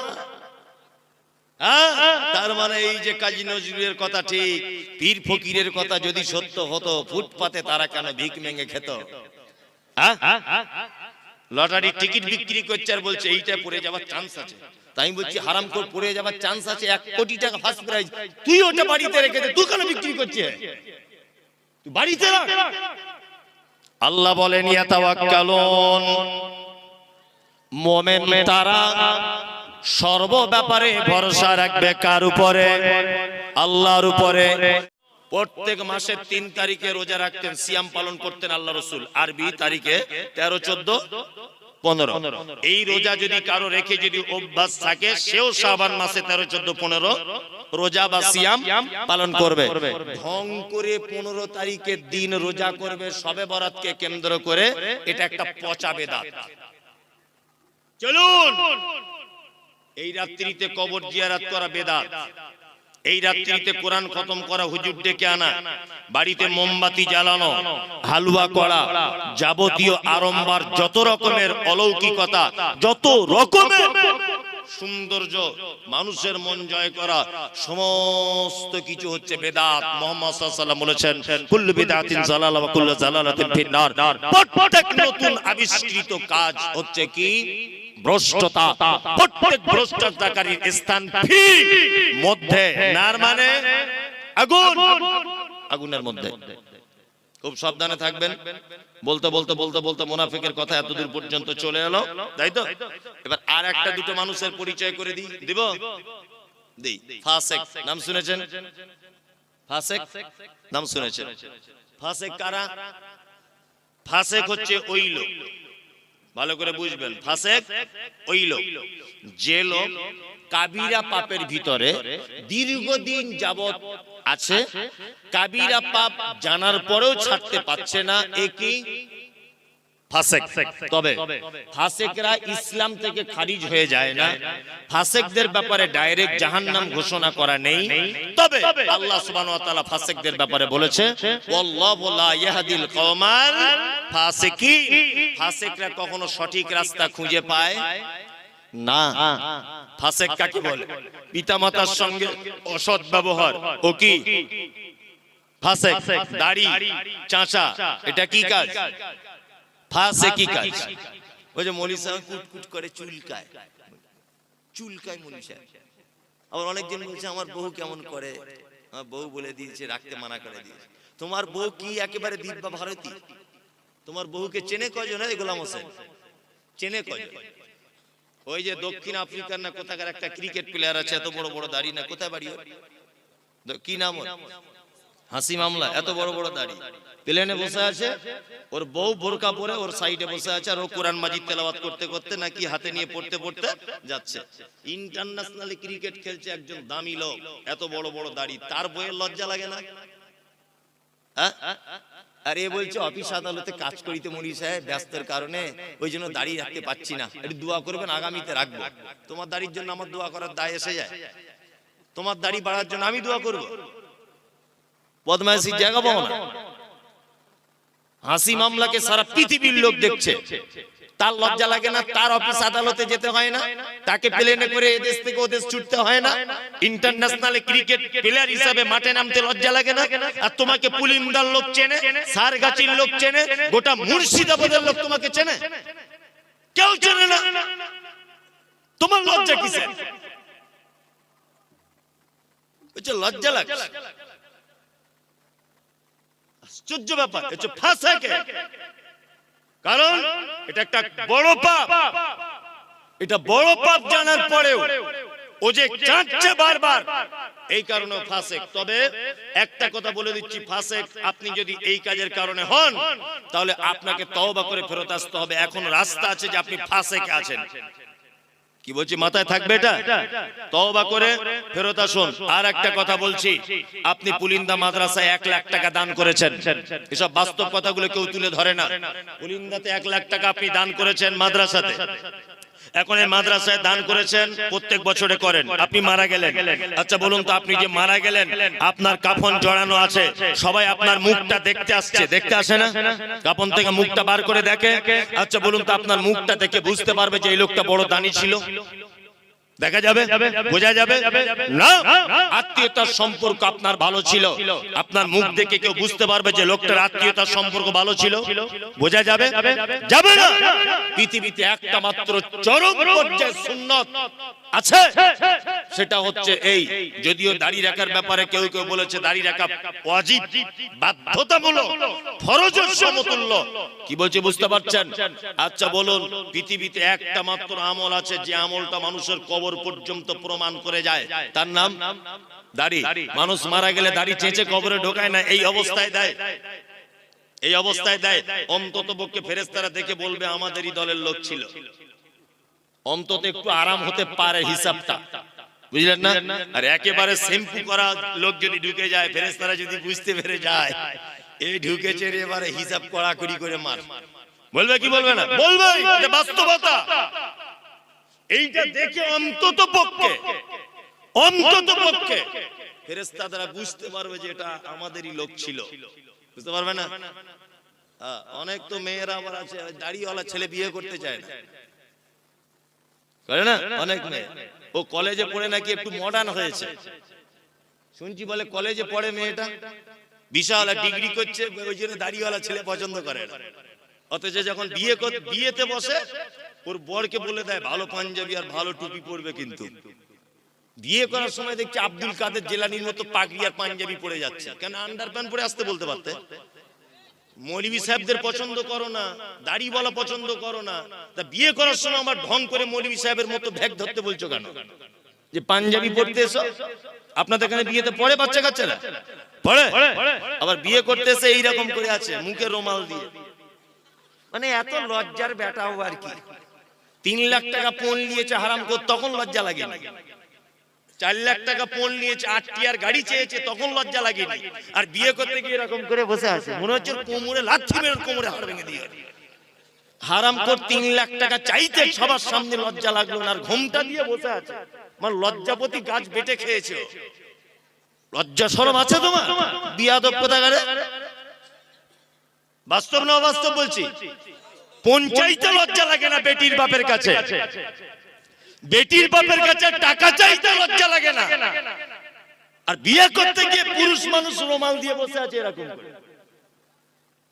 মানে কি একেবারে লজ্জাশীল পুরুষ। লজ্জা শরম থাকা দরকার। ওই জন্য যে সমস্ত মেয়েরা এই ব্যাপারে আপত্তি করেন, আপনাকে আমি বলে দিয়ে যাচ্ছি, কোন মেয়ে যদি নিজে আপত্তি করে যে দাড়িওয়ালা ছেলে বিয়ে করব না, আমি মুমতাজুল ইসলাম বলছি আপনি তার থেকে দূরে থাকুন। আখিরাতেও কল্যাণ হবে, দুনিয়াতেও কল্যাণ হবে। আপনার আখিরাতেও কল্যাণ, দুনিয়াতেও কল্যাণ। কারণ নারী নামের হস্তিনী। আল্লাহ নবীর একটা সুন্নাত, আল্লাহ নবীর একটা কঠিন পদক্ষেপকে যে মেয়ে অঙ্গীকার করে সে মেয়ে মুসলিম থাকতে পারে না। শুনুন, আপনি নামাজ পড়েন না আলাদা ব্যাপার। আমি আপনাকে ধরেছি যে ভাই আপনি নামাজ পড়া ধরুন। আপনি বলছেন মৌলভী সাহেব লজ্জা লাগছে আপনাকে দেখে বারবার নামাজের কথা বলেন। সত্যি আমি খুব অপরাধী। ও মুসলিম, ও জানে নামাজ ফরজ, কিন্তু আমাকে দেখে ও লজ্জা পাচ্ছে। তার মানে ওর ভিতরে আল্লাহর ভয় আছে। একটু চার্জ দিলে ও নামাজ পড়া ধরে যাবে। কিন্তু একটা লোককে নামাজ পড়ার কথা বলতে গেলাম, সেই লোকটা আমাকে বলছে তুই নামাজ পড়ে কি পেলি ঘোড়ার ডিম ফালতু, ওর ঈমান আর থাকবে না, সঙ্গে সঙ্গে বেঈমান হয়ে যাবে। কি বলছি বুঝতে পারছেন? এই লোকটা নামাজ পড়ে না, একে আমি গিয়ে বলছি চাচা একটু নামাজ পড়ুন, তখন বলছে মৌলভী সাহেব পড়তে পারছি না, কাজের চাপে খুব লজ্জা লাগছে, ইনশাআল্লাহ চেষ্টা করব। ও মুসলিম, ও কি মুসলিম? আর উনি যদি এ কথা বলেন যে তুমি নামাজ পড়ে এতদিন কি করলে, আমি ঘোড়ার দিন নামাজ না পড়ে দুতলা বাড়ি করে নিলাম, তাহলে উনি বেঈমান। ওর মুসলিম থাকতে পারলো না। তুমি দাড়ি রাখতে পারছো না, এটা আলাদা ব্যাপার। মেয়ে, তোমার বাপ দাড়ি রাখতে পারেনি, এটা তোমার বাপের দুর্বলতা। তোমার ভাই দাড়ি রাখতে পারেনি, এটা তোমার ভাইয়ের দুর্বলতা।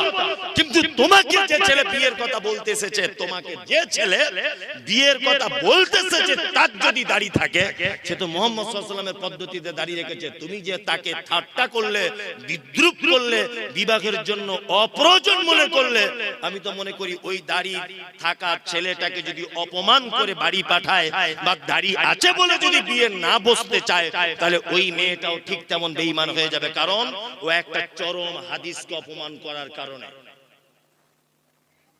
তো বুঝে শুনে কথা বলবে, হিসাব করে। তবে আলহামদুলিল্লাহ সব মেয়েরা নয়। আমার মাদ্রাসাতে 200 থেকে 250 মেয়ে আছে। আমি এই পর্যন্ত মনে হয় জীবনে কত মেয়েকে যে বিয়ে দিয়েছি তা আল্লাহ ছাড়া কেউ জানে না। কি বলছি বুঝতে পারছেন? অজস্র মেয়েকে বিয়ে দিয়েছি। এই কিছুদিন আগে মেদিনীপুরের একটা মেয়ে আছে আমার মাদ্রাসাতে, এই যে আমার পিছনে বসে আছে শামীম, আপনাদের মাওলানার এখানকার ছেলে আর কি। ও তো যায়, ওরা সব সময়তেই যায়। আমার বাড়িও গিয়েছিল সেদিনও। তা এরা সব দেখে এসেছে আমার মাদ্রাসা। আর একটা মেয়েদের মাদ্রাসা আছে, 200-250 মেয়ে পড়ে আলহামদুলিল্লাহ। আবার মোটামুটি এই তো শামীম গিয়েছিল ভিত্তি স্থাপনের দিনে। 3 বিঘা জমির উপরে ছেলেদের মাদ্রাসা তৈরি হচ্ছে ইনশাআল্লাহ, দোয়া করবেন। হিফজ খানা আল্লাহ যদি কবুল করে নেয়, কেউ আর আটকাতে পারবে না। দ্রুত গতিতে কাজ চলছে ইনশাআল্লাহ। শেষ কাজ করতে আমার একটা টার্গেট 1 কোটি টাকার আমরা বাজেট রেখেছি। যদি বলছেন টাকা আপনার বহুত টাকা, তো তাহলে আমার 1 পয়সাও নেই। যা টাকা পয়সা পাচ্ছি সব লাগিয়ে দিচ্ছে, বাকিটা আল্লাহ ম্যানেজ করে দিচ্ছে বিভিন্ন মানুষের মাধ্যমে। যাই হোক, যে কথা বলছিলাম সেটা হচ্ছে এই যে আমার একটা মাথাতে একটা জিনিস কাজ করে। বেদাতিরা একটা কথা বারবার বলে যে আহলে হাদিসরা কোরআন পড়তে পারে না। বারবার একটা কথা প্রশ্ন কিন্তু তারা তোলে না। ওই জন্য আমি সারা পশ্চিম বাংলাতে নিয়ত করেছি একটা হিফজ খানা, শুধুমাত্র হাফেজ হবে, শুধুমাত্র হাফেজ আর কারি, শুধু কোরআনটাকে শুদ্ধ করে পড়ানোর জন্য 2 বছরের কোর্স দিয়ে কমপ্লিট করবে ইনশাআল্লাহ। এরকম মনোবৃত্তি আছে। রমজানের পর থেকে যে কটা রুম রেডি হবে সেই কটা রুম দিয়ে চালু করে দেবে ইনশাআল্লাহ। নিয়ত করে নিয়েছো? আমার জীবনে এটা উদ্দেশ্য যে আমি এর মাধ্যমে মরে গেলেও যেন কবরে শুয়ে শুয়ে নেকি পাই, এতটুকু। এছাড়া কোনো আর আমার আশা নেই, কোনো আশা নেই।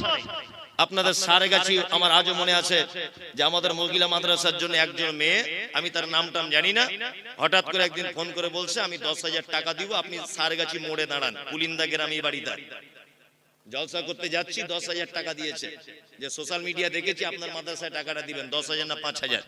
যে কথা বলছিলাম, মেদিনীপুরের একটা মেয়ে কিছুদিন আগে তাকে একটা বিয়ের জন্য একটা ছেলে, আমি বলছি তোমার মা বলছে বিয়ের জন্য, তা তুমি বিয়ে শাদী করবে? তা মেয়েটা আমাকে একটা কথা বলছে, মৌলী সাহেব পর্দার আড়াল থেকে বলছে আমি বিয়ে করতে পারি, তবে আমার কিছু শর্ত আছে। মেয়েটা দেখতে যেমন ভালো তা নয়। বলছি কি শর্ত? বলছি 1 নম্বর ছেলেটা দাড়ি থাকতে হবে, 2 নম্বর 5 ওয়াক্ত নামাজি হতে হবে, 3 নম্বরে হালাল পদ্ধতির ইনকাম করতে হবে, তাহলে আমি তাকে বিয়ে করব, তাছাড়া করব না। তার মানে বুঝতে পারলাম এখন ইমানদারিনী নারী আছে পৃথিবীতে, আছে না? আছে, আছে। আজ থেকে 1 সপ্তাহ আগের কথা, ইন সার্চ অফ ট্রু ইসলাম, ফেসবুকে একটা পেজ আছে, ইন সার্চ অফ ট্রু ইসলাম, মিলন বলে নাম, মুর্শিদাবাদে বাড়ি। ছেলেটাকে জিজ্ঞাসা করবেন তার প্রমাণ। আজ থেকে 2 মাস আগে একটা মেয়ে ইসলাম গ্রহণ করেছে, ইসলাম গ্রহণ। মেয়েটা আমাকে ফোন করেছে, করে বলছে যে হুজুর আমি আপনাদের বক্তব্য শুনে অনুপ্রাণিত হয়ে ইসলাম গ্রহণ করলাম, গোপনে, বাড়িতে কেউ জানে না। মেয়েটা বিয়ে পড়াশোনা করছে কলেজে, খুব সুন্দরী, চরম সুন্দরী মেয়েটা দেখতে। তা আমাকে বলছে হুজুর আমি বিয়ে শাদী করব, লুকিয়ে আমাকে একটু বিয়ের ব্যবস্থা করে দেন, আমার বাড়ি থেকে জানতে পারলে আমাকে জবাই করে দিবে, আমাকে জবাই করে দিবে। সেই মেয়েটাকে আজ থেকে 5 দিন আগে আপনাদের বহরমপুরে একটা ছেলের সঙ্গে বিয়ে দিলাম। তা মেয়েটাকে বলছি কেমন ছেলে পছন্দ? তা মেয়েটা বলছে দাড়িওয়ালা ছেলে হতে হবে, 5 ওয়াক্ত নামাজ পড়তে হবে, হালাল ইনকাম করতে হবে, গরিব হলেও চলবে, ঘর বাড়ি থাক আর না থাক। মানে মেয়েটা এত সুন্দরী, যদি বলছেন আপনি দেখলেন কি করে? সত্যি বলতে ও আমাকে দেখার জন্য একটা ছবি পাঠিয়েছিল যে আমি এই মেয়েটা, সেটা দেখে আমি একটা অনুভব করলাম। দেখুন একজন হিন্দু নারী 2 মাস ইসলাম গ্রহণ করেছে, তার মনের ভিতরে ইসলামের কত ভালোবাসা জন্ম হয়েছে বলে নারী এই কথা বলতে পারছে দাড়িওয়ালা ছেলে ছাড়া বিবাহ করব না। আপনাকে ফোন নাম্বার দিতে পারি, তার বরের কথা বলবেন যে ঘটনা সত্য না মিথ্যা। বাড়ি থেকে বার হয়ে চলে এসেছে, হিন্দু মেয়ে মুসলিম হয়েছে, ইসলাম গ্রহণ করেছে, তার সমস্ত কোর্টের ডকুমেন্টস রয়েছে, মুসলিম একটা ইমানদার ছেলে তাকে স্ত্রী হিসাবে গ্রহণ করেছে। ভালো নারী নেই এ কথা বলবো না, তবে যত খারাপই আমাদের যারাই কলেজে পড়ছে আর যারা বড় ডিগ্রি করতে যাচ্ছে, ফ্যাশন হয়েছে, এরা বলছে আমাদের আর পছন্দ হচ্ছে না, আমাদের আর পছন্দ হচ্ছে না। কি বলছি বুঝতে পারছেন? দূরে থাকবেন। আল্লাহ তুমি আমাদের ফাসিকি থেকে বাঁচার তৌফিক দান করো, আমিন বলুন, আমিন। চলুন আর একটা ব্যাখ্যা করে দিই, তারপরে আর একটা করব, সেটা হচ্ছে মুশরিক। নাম জানেন মুশরিক? মুশরিক, মুশরিক কে? শিরিক করে, উনি ভালোই বলতে পারছেন, শিরিক করে মুশরিক। এবার আপনাকে একটা কথা বলে দিচ্ছি, শুনে রাখেন, এই কথা বললে তো আরো আপনি আশ্চর্য হবেন। হিন্দু, মুসলিম, জৈন, খ্রিস্টান, হাঁড়ি, চুয়ার, চামার, বাগদি, ছুতোর, মেথর, পৃথিবীতে যত জাতির মানুষ বসবাস করে, যত ধর্মের মানুষ বসবাস করে, কোন ধর্মের ভিতরে মুশরিক বর্তমানে খুঁজে পাওয়া খুব মুশকিল। হিন্দু, এদের ভিতরে মুশরিক নেই। খ্রিস্টান, এদের ভিতরে মুশরিক নেই। ইহুদি, এদের ভিতরে মুশরিক নেই। হিন্দু বর্তমানে যারা, তাদের ব্যাপারে কোরআন মাজিদে শব্দ এসেছে সাবেঈ। সাবেঈ হচ্ছে তারা। কারা?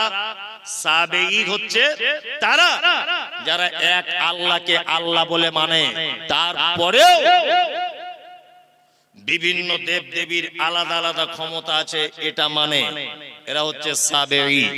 একটা হিন্দু ভাইকে জিজ্ঞাসা করবেন এত বৃষ্টি হচ্ছে কে দিচ্ছে, ও এক চান্সে বলবে বৃষ্টি দিচ্ছে উপরওয়ালা, বলবে না? তার মানে ও জানে উপরে একজন আছে।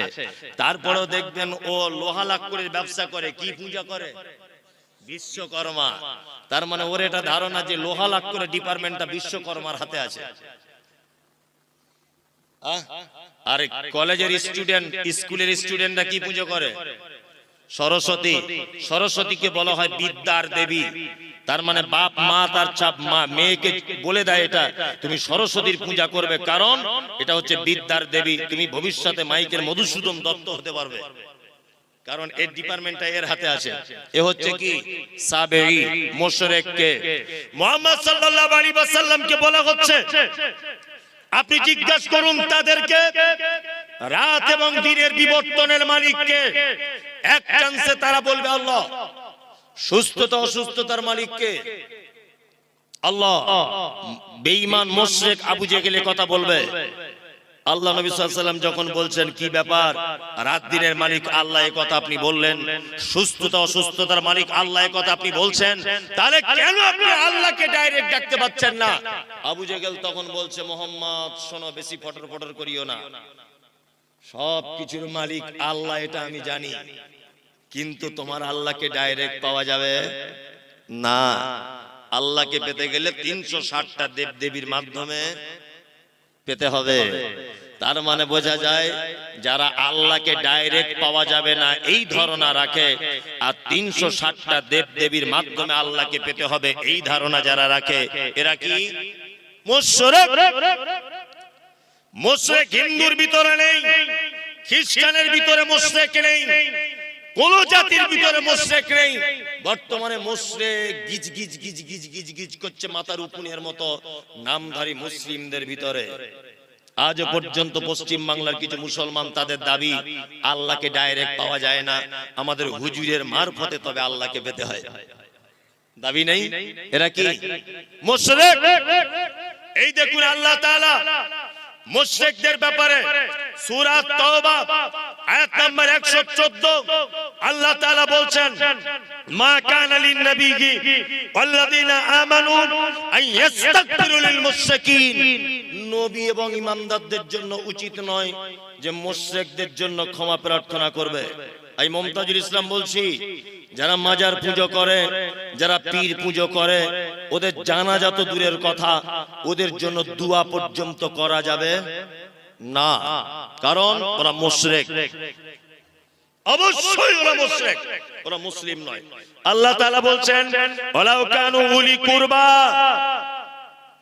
যদিও তারা তোমার নিকট আত্মীয় হয়, তবুও তাদের জন্য ক্ষমা প্রার্থনা করা যাবে না। আমাদের বেটা বেটিদের বিয়ে শাদী দেওয়া হচ্ছে না, হচ্ছে তো? বেটির বিয়ে ঘটক ছেলে দেখেছে, ঘটক সাহেব এসে বলছে ছেলে খুব ভালো, বলছে কি করে, বলছে স্কুল মাস্টার। মেয়ের বাপ তখন বলছে আলহামদুলিল্লাহ, আমি তো এরকম ছেলেই চাইছিলাম। তা আর একজন এসে তখন বলছে যে ঘটক সাহেব, আব্দুল্লাহ ভাই, তুমি বেটিটা যেখানে বিয়ে দিচ্ছ ওরা মাজার পূজারি গো, পীর পূজারি। তখন বলছে তোমাদের যত সব পীর ফই এইসব, ছেলে চাকরি করে সেটা আগে দেখো, তাই না? চাকরি করে সেটাকে দেখো। আল্লাহর ভাষা ওয়ালাউ কানু উলি কুরবা, মুশরিক, মাজার পূজারি, ঠাকুর পূজারি, এরা যদি তোমার নিকট আত্মীয় হয় তবুও তাদের সঙ্গে কোনো সম্পর্ক রাখা যাবে না। খুব সাবধানে থাকবেন। চলুন, এতক্ষণ পর্যন্ত খারাপ লোকেদের পরিচয় করিয়ে দিলাম, এবার আপনাদেরকে পরিচয় করিয়ে দিব ভালো মানুষের সঙ্গে, তার নাম মোমেন। যারা বসে আছেন মোমেন হতে চান সবাই, সবাই ইনশাআল্লাহ। ইনশাআল্লাহ 12টা বেজে গেছে তো মানুষের আর বসে থাকতে চাইবে না, তবুও মানুষ থাকবে। আলহামদুলিল্লাহ, চালাবো নাকি? হ্যাঁ চালাই, চলুন, কোনো সমস্যা নেই। আমার টাইমটা 1টা পর্যন্ত, এর পরেও আর একটা বক্তা। যারা উঠবেন হিসাব করে উঠবেন। চলুন এবার মোমেনের পরিচয় দিই। মোমেনকে হ্যাঁ ঠিক বলে দিয়েছে, আমি তখনই করব। মোমেনের কথা বলে দিই। আল্লাহ বলেন, ইন্নামাল মুমিনুনা আল্লাযীনা ইযা যুকিরাল্লাহু ওয়াজিলাত কুলুবুহুম ওয়া ইযা তুলিয়াত আলাইহিম আয়াতুহু যাদাতুহুম ঈমানা ওয়া আলা রাব্বিহিম ইয়াতাওয়াক্কালুন। আল্লাহ মুমিনের পরিচয় দিচ্ছেন। মুমিনকে আল্লাহ বলছেন মুমিন তারা যারা পাপ করে, অন্যায় করে, খারাপির মধ্যে লিপ্ত থাকে, তারপরেও যখন তারা আল্লাহর ভয় তাদের অন্তরের ভিতরে চলে আসে, তারা তখন ভয়ে থরথর থরথর করে কাঁপে। দুই, আল্লাহ বলে মুমিনের দ্বিতীয় গুণ, আয়াতুহুম যাদাতুহুম ঈমানা ওয়া আলা রাব্বিহিম ইয়াতাওয়াক্কালুন। দ্বিতীয় নম্বরের মুমিন হলো তারা, আল্লাহ বলে যাদের সামনে কোরআনের আয়াত তেলাওয়াত করা হলো তাদের ঈমান, কোরআনের আয়াত শুনলে যেন ঈমান বেড়ে যাবে। আয়াত শুনলে ঈমান কি হবে? বেড়ে যাবে। এটা মুমিনের ক নম্বর গুণ? দ্বিতীয় গুণ। এখানে একটা মজাদার কথা বলে রাখছি, আপনার চোখে পানি চলে আসবে শুনলে। আচ্ছা, এখানে হাজী সাহেব কেউ আছেন? কে হাজী সাহেব? কেউ নেই। তাহলে এমনি সৌদি আরবে গেছেন, মক্কা টক্কায় ঘুরতে, এরকম লোক আছে অনেকজন। ওই তো আলহামদুলিল্লাহ অনেকজন আছেন, আলহামদুলিল্লাহ অনেকজন আছেন মক্কায় ঘুরতে গেছে। আমি এই 2.5 মাস 3 মাস আগে গিয়েছিলাম, আলহামদুলিল্লাহ। তা আমি গিয়েছিলাম, তো আমার সঙ্গে প্রায় 40 জন মতো মানুষ গিয়েছিল। উত্তর দিনাজপুরের একজন চাচা গিয়েছিলেন, নিরক্ষর লোক, লেখাপড়া টেখাপড়া জানে না, কিছু বাংলাও জানে না, আরবি উর্দু হিন্দি কিচ্ছু বুঝে না, চাষি লোক। আমি যখন কাবাতে যখন তওয়াফ করছিলাম, চাচা আমার জামার কলারটা এইভাবে টেনে ধরে রাখছিল। তাই বারবার বলছি, চাচা তুমি আমার জামার কলার কেন ধরছো? হ্যাঁ, বলছি এত লোক যদি হারিয়ে যায়, আমার 3 বিঘা জমি ধান চাষ করা আছে, কি হবে তাহলে? শুধু এই টেনশন। আমি বলছি তুমি মরিবে কি বাঁচবে এটা দেখো, ও 3 বিঘা জমি ধান লাগানো আছে, ওই টেনশন ওর মক্কাতে ঘুম হয় না। কি বললাম বুঝলেন? আল্লাহ তাহলে তুমি ধান যখন লাগানো আছে তুমি এলে কি করতে? যাই হোক, ভীতু লোক। তা কাবার প্রথম ইমাম আব্দুর রহমান আস-সুদাইস বেশিরভাগ মাগরিবে আর এশাতে বা এশাতে ফজরে তিনি নামাজ পড়াতেন। আল্লাহু আকবার। উনি যখন কোরআন তেলাওয়াত করতেন, Ethiopia, Tanzania, German, Japan, France, Kuwait, পৃথিবীর যে ভাষাভাষী মানুষ হোক না কেন, চোখ দিয়ে পানি পড়তে লাগতো। আব্দুর রহমান আস-সুদাইস জাহান্নামের আয়াতগুলো যখন আসতো, তখন বাচ্চা ছেলের মতো 20 second 25 second how how how how করে কাঁদতেন। জাহান্নামের আয়াতগুলো যখন আসতো, ফজরের নামাজ পড়ছি, রাত 10টার সময় তওয়াফ শুরু করতাম। দিনের বেলা ভিড় হতো বলে আমরা যেতে পারতাম না। রাত 10টা থেকে ফজর পর্যন্ত তওয়াফ করতাম কাবাতে, আল্লাহ করিয়েছে। যাই হোক, তা তওয়াফ করতে করতে ফজরের যখন আজান হয়, ওই সঙ্গে সঙ্গে সব লোক ঘুরে কাতারে দাঁড়িয়ে যায়। ঠিক বলছি তো? কাতারে দাঁড়িয়ে যায়। আমি দাঁড়িয়ে আছি, আমার পাশে ওই যে উত্তর দিনাজপুরের চাচা দাঁড়িয়ে আছে। নামাজ শুরু হয়েছে, আল্লাহু আকবার। সবাই হাত বেঁধে দাঁড়িয়ে গেল। কাবার প্রথম ইমাম আব্দুর রহমান আস-সুদাইস তিনি জাহান্নামের আয়াত তেলাওয়াত করছেন। আর আয়াত তেলাওয়াত করতে করতে তিনি যেন বাচ্চা ছেলের মতো করে কাঁদছেন। আমি কোরআনের একটু অল্প কিছু বুঝি, আমার চোখ দিয়েও পানি চলে এলো। আমিও বাচ্চা ছেলের মতো ডুকরে ডুকরে কাঁদতে লাগলাম। আমার পাশের চাচা কোরআন বোঝে না, বাংলা ভালো করে পড়তে জানে না, অশিক্ষিত লোক। চাচাও দেখছি ডুকরিয়ে ডুকরিয়ে কাঁদতে শুরু করে দিল। নামাজ শেষ হয়ে গেল। কাবা থেকে জমজমের পানি পান করে যখন ফাঁকে বার হয়ে গেলাম, চাচাকে ডেকে বললাম, চাচা সত্যি করে বলো দেখি, কাবার ইমাম আরবি ভাষী মানুষ, তিনি কোরআনের আয়াত বুঝতে পেরেছেন তাই কাঁদছেন। আমি মুমতাজুল 2 পাতা পড়া আলেম, আমি ব্যাপারটা বুঝতে পারলাম, এই জন্য চোখ দিয়ে পানি চলে এলো। তোমার কেন চাচা চোখ দিয়ে পানি চলে এলো বলো? চাচা তখন বলছে, বেটা মুমতাজুল, 70 বছর আমার বয়স, আমি 50 বছর যাবত আমাদের গ্রামের মসজিদে নামাজ পড়ি, কিন্তু কোরআন শুনলে অন্তর গলে না। কিন্তু আজকে আশ্চর্য ব্যাপার, কাবা শরীফে নামাজ পড়তে এলাম, আর কাবার ইমামের তেলাওয়াত শুনে আমার চোখ দিয়ে পানি বার হয়ে গেল। আমিও বাচ্চা ছেলের মতো ডুকরিয়ে ডুকরিয়ে কেঁদে দিলাম। আমার আল্লাহর কোরআনের আয়াতের কথা মনে হলো। আল্লাহ বলে, আয়াতুহু যাদাতুহুম ঈমানা ওয়া আলা রাব্বিহিম ইয়াতাওয়াক্কালুন। মুমিন হলো তারা, তাদের সামনে যখন কোরআনের আয়াত তেলাওয়াত করা হয় তাদের ঈমান তখন বেড়ে যায়। চাচা তুমি কোরআন জানো না, তুমি কোরআন পড়তে জানো না, কিন্তু তুমি 1 লক্ষ টাকা খরচা করে কাবায় চলে এসেছো, তোমার ঈমানের পরিপূর্ণতা লাভ করেছে, তোমার ঈমান কাজ করছে।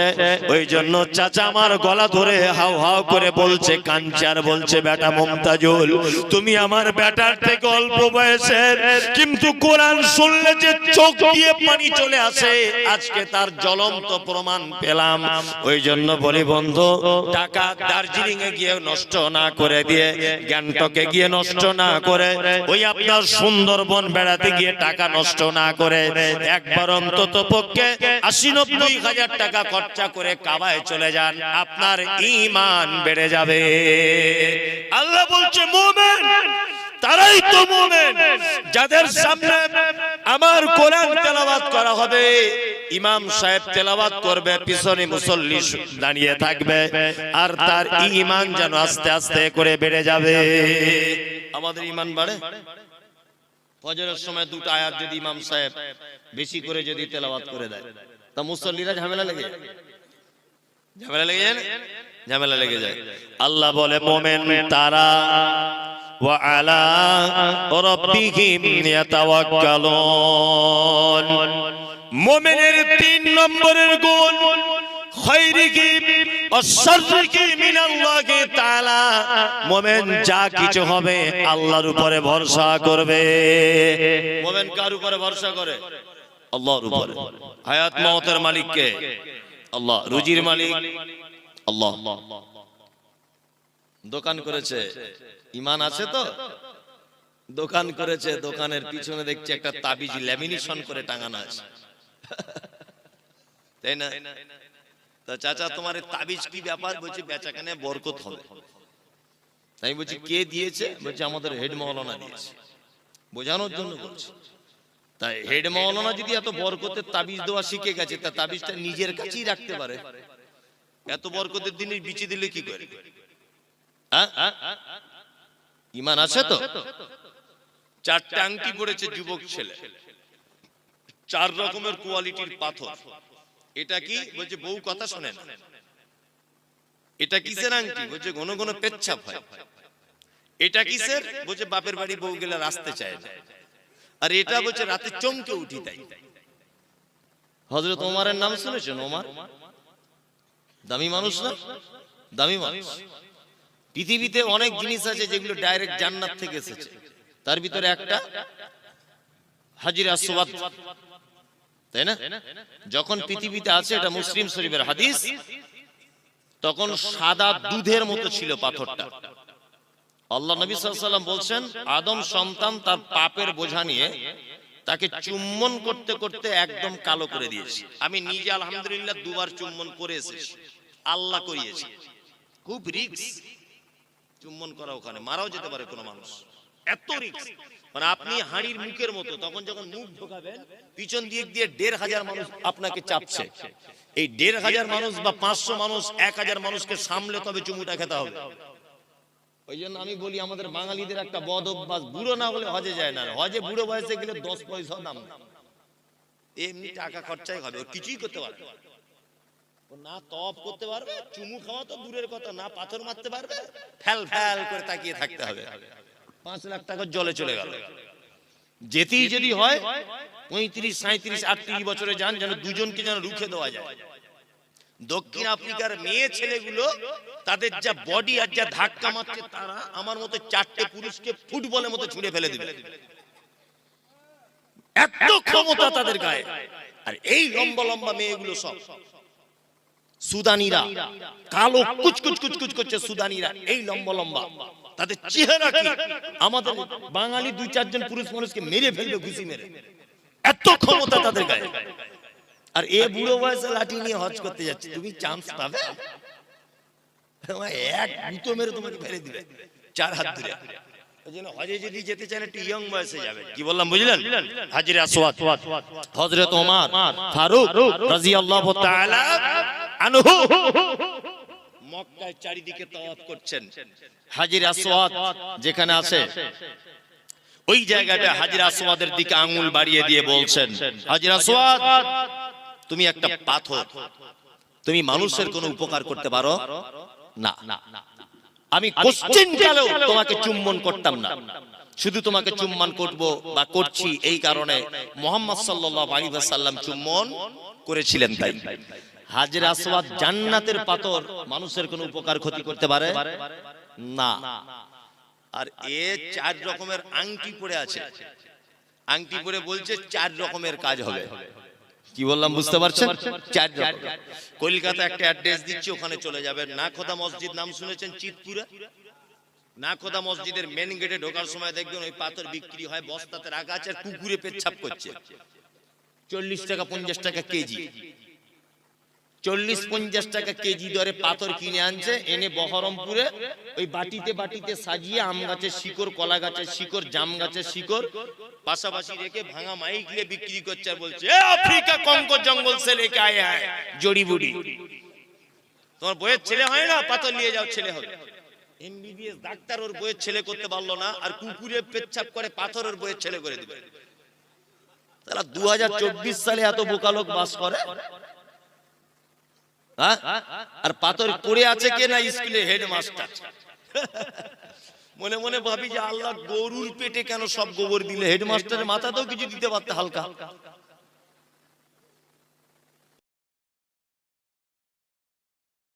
তার প্রতি বিচার করে কোর্ট থেকে বার হয়ে জড়িবুটি কিনে চোর বইয়ের ছেলে হবে বলে। কত বড় গাধাও!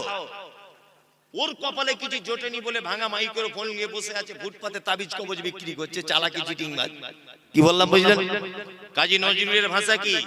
কাজী নজরুল বলেছেন, ওরে পীর ফকিরের কথা যদি সত্য হতো, তারা কেন ভিক ভেঙে ফুটপাতে খেত? তাদের কথা যদি সব হবে, হাত দেখে যদি সব বলে দিবে, তা ফুটপাতে তারা কেন বসে আছে? আছে না? আল্লাহ।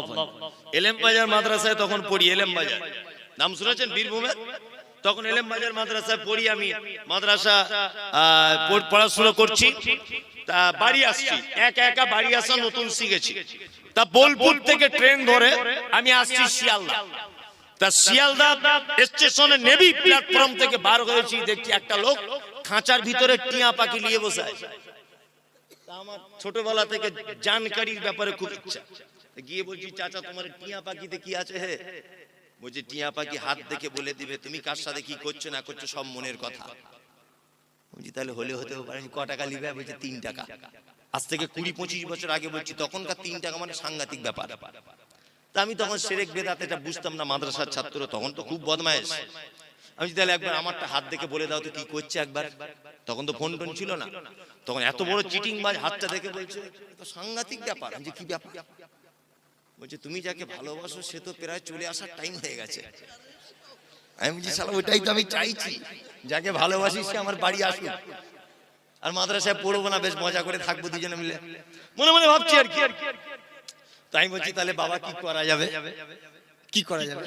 বলছে এমন একটা তাবিজ দিয়ে দেবো 10 টাকা দাম, এমন করে দিব না এক জানলা ভেঙে চলে আসবে তোমার বাড়ি, কেউ আটকে রাখতে পারবে না। মনে মনে ভাবছি তো ওইটাই তো আমার দরকার, ওকে পেয়ে গেলেই তো আমার পড়াশোনা সব শেষ, সংসারে লেগে যাবো। তখন অত বুঝি না তো ভালো মন্দ। 10 টাকা দিয়ে সত্যি কথা বলতে মাল নিয়ে নিয়েছি। এবারে আগে সে সুইচওয়ালা ফোন ছিল, তখন তো ফোন টোন ছিল না, সে টাটার এরকম বাক্স ফোন ছিল আগেকার দিনে, তাই না? এখন ওই ফোন থেকে মাঝে সাঝে ওকে ফোন টোন করা হতো আর কি। আগে তবু রিং হচ্ছিল, এখন মোটি রিংও হয় না, সুইচ অফ। মাথা খুব খারাপ যে আগে তবু তাবিজের আগে তবু ফোন টোন হচ্ছিল না, আলাদা ব্যাপার। এখন তো ফোনের রিংও বাজছে না। তাই আমি মনে মনে খুব মনটা খারাপ যে আসছে না, শুধু অপেক্ষা। বাড়িতে ভাত টাত খাচ্ছি, আমার মা বলছে ভাত খেলে না, খাবো না। আমি তো অপেক্ষা করছি কখন আসবি আর কি, আসছে না। মাদ্রাসায় ফের যখন ফিরে যাচ্ছি আর কি, যে ওকে ধরবো। আর মাদ্রাসায় পড়া ছেলে ও তো জানে না, কঠিন খাতারনাক। আরো যারা মাদ্রাসা অর্ধেক করে ছেড়ে দিয়েছে, এরা এই রাস্তা দিয়ে চললে ইবলিশ শয়তান 13 কিলোমিটার দূর দিয়ে যায়। যে হাফ মাদ্রাসায় পড়ে ছেড়ে দিয়েছে, ও যদি এই রাস্তা দিয়ে হাঁটে পুলিন্দার, তো ইবলিশ শয়তান 13-14 কিলোমিটার দূরে চলে যাবে। যে ওরে বাবা সাংঘাতিক, আমার থেকে বড় আসছে। ও ধারে পাশে যাওয়া যাবে না। আর মাদ্রাসার ছেলেরা বদমাশ হওয়ার কারণ আছে, সব খারাপ মালগুলোতে এক জায়গায় থাকে, আর ভালো মাল সব আলামিন মিশনে পড়ছে, বুঝলেন না? বাড়িতে টিকতে পারছে না, কলা চুরি, এর পুকুরের মাছ চুরি সহ্য করতে পারছে না, চল মাদ্রাসায় পুলিশ দেয় দিয়ে এই মরিবি, তুই এখন বোঝ যা পারবি কর। ঘটনা তাই না? তাই আমি তো ভুক্তভোগী, আমি তো মাদ্রাসা চালাচ্ছি, আমি জানি কি বলবো আপনাকে। তা যাই হোক, তা যাবার সময় তো লোকটাকে বলছি, চাচা কাকা সে ওই দিন তাবিজ দিলে কই এলো না তো। চিটিং বাজদের কি হয় দেখুন। আবার বলছে দেখি হাতটা দেখি, তা হাতটা দেখে এরকম করে বলছে এ তো কঠিন ব্যাপার। কি ব্যাপার? ঘটনা কি? বলছে এই যে দাগটা বেঁকে গেছে না এইদিকে, হ্যাঁ বেঁকে গেছে, তো কি হলো? বলছে আগের দিন তো বেঁকা ছিল না, আজকে বেঁকে গেল কি করে? বলছে আমি যে এখানে দেখতে পাচ্ছি হাত দেখে, আগের দিনে তোমায় তাবিজ দিয়ে আমি ওকে বার করতে চাইলাম, ওর মা দেখতে পাচ্ছি কোথাও আবার 150 টাকার তাবিজ দিয়ে আটকে রাখার তাবিজ করেছে। এ শালা দুটো তাবিজে মারামারি লেগে গেছে, যার দাম বেশি তার কাজ বেশি। ওই জন্য তুমি যদি 250 টাকার তাবিজ কেন, তাহলে এবার আসার চান্স আছে। তখন আমি ভাবছি পাক্কা চিটিং মাছ, মাদ্রাসায় পড়া ছেলে। আমি ওকে বলছি তাহলে আমার কাছে তো 250 টাকা নেই, তা যে 10-20 টাকা আমার আব্বা দিয়েছে মাদ্রাসায় যাওয়ার জন্য, এক কাজ করি লটারির টিকিট কাটি, 50,000 টাকা ফার্স্ট প্রাইজ কোন নাম্বারে পড়বে একটু দেখে বলে দেন, ওইটা কাটবো। বলছে ওইটা বলা যাবে না, ওই চিটিং মার। আমি কার সাথে লাইন মারছি তুমি বলে দিতে পারছো, আমার বউ আসবে কিনা তুমি বলে দিতে পারছো, কার বউ কার সঙ্গে আছে এটা বলে দিতে পারছো, কে কার সাথে প্রেম করে আঙুল দেখে বলে দিতে পারছো, আর চিটিং বাজ কোন নাম্বারে ফার্স্ট প্রাইজ এটা বলতে পারো না। তার মানে এই যে কাজী নজরুলের কথা ঠিক, পীর ফকিরের কথা যদি সত্য হতো, ফুটপাতে তারা কেন ভিক মেঙ্গে খেত? লটারি টিকিট বিক্রি করছে আর বলছে এইটা পড়ে যাওয়ার চান্স আছে। তাই বলছি হারামখোর পড়ে যাওয়ার চান্স আছে, 1 কোটি টাকা ফার্স্ট প্রাইজ, তুই ওটা বাড়িতে রেখে দে, তুই কেন বিক্রি করছিস? তুই বাড়িতে রাখ। আল্লাহ বলেন ইয়াতাওয়াক্কালুন, মুমিন তারা সর্ব ব্যাপারে ভরসা রাখবে কার উপরে? আল্লাহর উপরে। প্রত্যেক মাসের 3 তারিখে রোজা রাখতেন, সিয়াম পালন করতেন আল্লাহ রাসূল, আরবি তারিখে 13, 14, 15। এই রোজা যদি কারো রেখে যদি অভ্যাস থাকে, সেও শাবান মাসে 13, 14, 15 রোজা বা সিয়াম পালন করবে। ঢং করে 15 তারিখের দিন রোজা করবে শবে বরাতকে কেন্দ্র করে, এটা একটা পচা বেদাত। চলুন, এই রাত্রিতে কবর জিয়ারত করা বেদাত, এই রাত্রিতে কোরআন খতম করা, হুজুর ডেকে আনা, বাড়িতে মোমবাতি জ্বালানো, হালুয়া করা, যাবতীয় আড়ম্বর, যত রকমের অলৌকিকতা, যত রকমের সৌন্দর্য, মানুষের মন জয় করা, সমস্ত কিছু হচ্ছে বেদাত। মুহাম্মদ সাল্লাল্লাহু আলাইহি ওয়াসাল্লাম বলেছেন কুল্লু বিদআতিন যালালা ওয়া কুল্লু যালালাতিন ফিন্নার। প্রত্যেক নতুন আবিষ্কৃত কাজ হচ্ছে কি? ভ্রষ্টতা। প্রত্যেক ভ্রষ্টতাকারীর স্থান মধ্যে, নার মানে আগুন, আগুনের মধ্যে। খুব সাবধানে থাকবেন।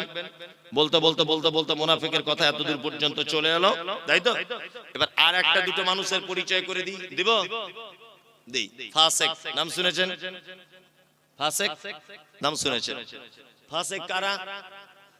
ফাসেক হচ্ছে ওই লোক, ভালো করে বুঝবেন, ফাসেক ওই লোক যে লোক কাবিরা পাপের ভিতরে দীর্ঘদিন যাবত আছে, কাবিরা পাপ জানার পরেও ছাড়তে পারছে না, একই ফাসেক। তবে ফাসেকরা ইসলাম থেকে খারিজ হয়ে যায় না, ফাসেকদের ব্যাপারে ডাইরেক্ট জাহান্নাম ঘোষণা করা নেই। তবে আল্লাহ সুবহানাহু ওয়া তাআলা ফাসেকদের ব্যাপারে বলেছে ওয়াল্লাহু লা ইয়াহদিল কওমাল ফাসিকিন, ফাসেকরা কখনো সঠিক রাস্তা খুঁজে পায় না। ফাসেক কাকে বলে? পিতামাতার সঙ্গে অসৎ ব্যবহার, ও কি ফাসেক? দাড়ি চাঁচা, এটা কি কাজ? ফাসেকি কাজ। ওই যে মৌলী সাহেব কুটকুট করে চুলকায়, চুলকায় মৌলী সাহেব। আবার অনেকজন বলছে আমার বউ কেমন করে, আমার বউ বলে দিয়েছে রাখতে মানা করে দিয়েছে। তোমার বউ কি একেবারে দিব্যা ভারতী? তোমার বহুকে চেনে কয়জন? গোলাম হোসেন চেনে কয়জন? ওই যে দক্ষিণ আফ্রিকার না কোথাকার একটা ক্রিকেট প্লেয়ার আছে, এত বড় বড় দাড়ি, না কোথায় বাড়ি, কি নাম? হাসি মামলা, এত বড় বড় দাড়ি, প্লেনে বসে আছে, ওর বউ বোরকা পরে ওর সাইডে বসে আছে, আর ও কোরআন মাজিদ তেলাওয়াত করতে করতে নাকি হাতে নিয়ে পড়তে পড়তে যাচ্ছে। ইন্টারন্যাশনালি ক্রিকেট খেলছে একজন দামি লোক, এত বড় বড় দাড়ি, তার বইয়ের লজ্জা লাগে না? আর এ বলছে অফিস আদালতে কাজ করিতে মনি সাহেব, ব্যস্তের কারণে ওই জন্য দাড়ি রাখতে পাচ্ছি না, একটু দোয়া করবেন, আগামীতে রাখবো। তোমার দাড়ির জন্য আমার দোয়া করার দায় এসে যায়? তোমার দাড়ি বাড়ার জন্য আমি দোয়া করবো? বদমাইশির জায়গা পাও না। হাসি মামলাকে সারা পৃথিবীর লোক দেখছে, তার লজ্জা লাগে না? তার অফিস আদালতে যেতে হয় না, তাকে প্লেনে করে এদেশ থেকে ওদেশ ছুটতে হয় না, ইন্টারন্যাশনাল ক্রিকেট প্লেয়ার হিসেবে মাঠে নামতে লজ্জা লাগে না? আর তোমাকে পুলিন্দার লোক চেনে, সারগাছির লোক চেনে, গোটা মুর্শিদাবাদের লোক তোমাকে চেনে, কেউ চেনে না। তোমার লজ্জা কিসের? লজ্জা লাগে? আশ্চর্য ব্যাপার, এটা ফাঁসাকে, কারণ এটা একটা বড় পাপ। এটা বড় পাপ জানার পরেও ও যে চাচ্ছে বারবার, এই কারণে ফাসেক। তবে একটা কথা বলে দিচ্ছি, ফাসেক আপনি যদি এই কাজের কারণে হন, তাহলে আপনাকে তওবা করে ফেরত আসতে হবে। এখন রাস্তা আছে যে আপনি ফাসেক আছেন, কি বলছি মাথায় থাকবে এটা, তওবা করে ফেরত আসুন। আর একটা কথা বলছি, আপনি পুলিন্দা মাদ্রাসায় 1 লাখ টাকা দান করেছেন, এসব বাস্তব কথাগুলো কেউ তুলে ধরে না। পুলিন্দাতে 1 লাখ টাকা আপনি দান করেছেন মাদ্রাসাতে, এখন এই মাদ্রাসায় দান করেছেন, প্রত্যেক বছরে করেন, আপনি মারা গেলেন। আচ্ছা বলুন তো, আপনি যে মারা গেলেন, আপনার কাফন জড়ানো আছে, সবাই আপনার মুখটা দেখতে আসছে, দেখতে আসে না? কাফন থেকে মুখটা বার করে দেখে। আচ্ছা বলুন তো, আপনার মুখটা দেখে বুঝতে পারবে যে এই লোকটা বড় দানি ছিল? দেখা যাবে? বোঝা যাবে না? আত্মীয়তার সম্পর্ক আপনার ভালো ছিল, আপনার মুখ দেখে কেউ বুঝতে পারবে যে লোকটার আত্মীয়তার সম্পর্ক ভালো ছিল? বোঝা যাবে? যাবে না। পৃথিবীতে একটা মাত্র চরম পর্যায়ে সুন্নাত আছে, সেটা হচ্ছে এই, যদিও দাড়ি রাখার ব্যাপারে কেউ কেউ বলেছে দাড়ি রাখা ওয়াজিব, বাধ্যতামূলক, ফরজের সমতুল্য। কি বলছে বুঝতে পারছেন? আচ্ছা বলুন, পৃথিবীতে একটা মাত্র আমল আছে, যে আমলটা মানুষের কবর পর্যন্ত প্রমাণ করে যায়, তার নাম দাড়ি। মানুষ মারা গেলে দাড়ি চেঁচে কবরে ঢোকায় না, এই অবস্থায় দেয়, এই অবস্থায় দেয়। অন্তত পক্ষে ফেরেশতারা দেখে বলবে আমাদেরই দলের লোক ছিল, অন্তত একটু আরাম হতে পারে হিসাবটা, বুঝলেন না? আর একেবারে শ্যাম্পু করা লোক যদি ঢুকে যায়, ফেরেশতারা যদি বুঝতে পেরে যায় এই ঢুকেছে রে, এবারে হিসাব কড়াকড়ি করে মার, বলবে কি বলবে না? বলবে, এটা বাস্তবতা। এইটা দেখে অন্তত পক্ষে ফেরেশতারা বুঝতে পারবে যে এটা আমাদেরই লোক ছিল, বুঝতে পারবে না? অনেক তো মেয়েরা আবার আছে, দাড়িওয়ালা ছেলে বিয়ে করতে চায় না, করে না? অনেক মেয়ে, ও কলেজে পড়ে নাকি একটু মডার্ন হয়েছে, শুনছি বলে কলেজে পড়ে মেয়েটা, বিশাল ডিগ্রি করছে, ওই জন্য দাড়িওয়ালা ছেলে পছন্দ করে না।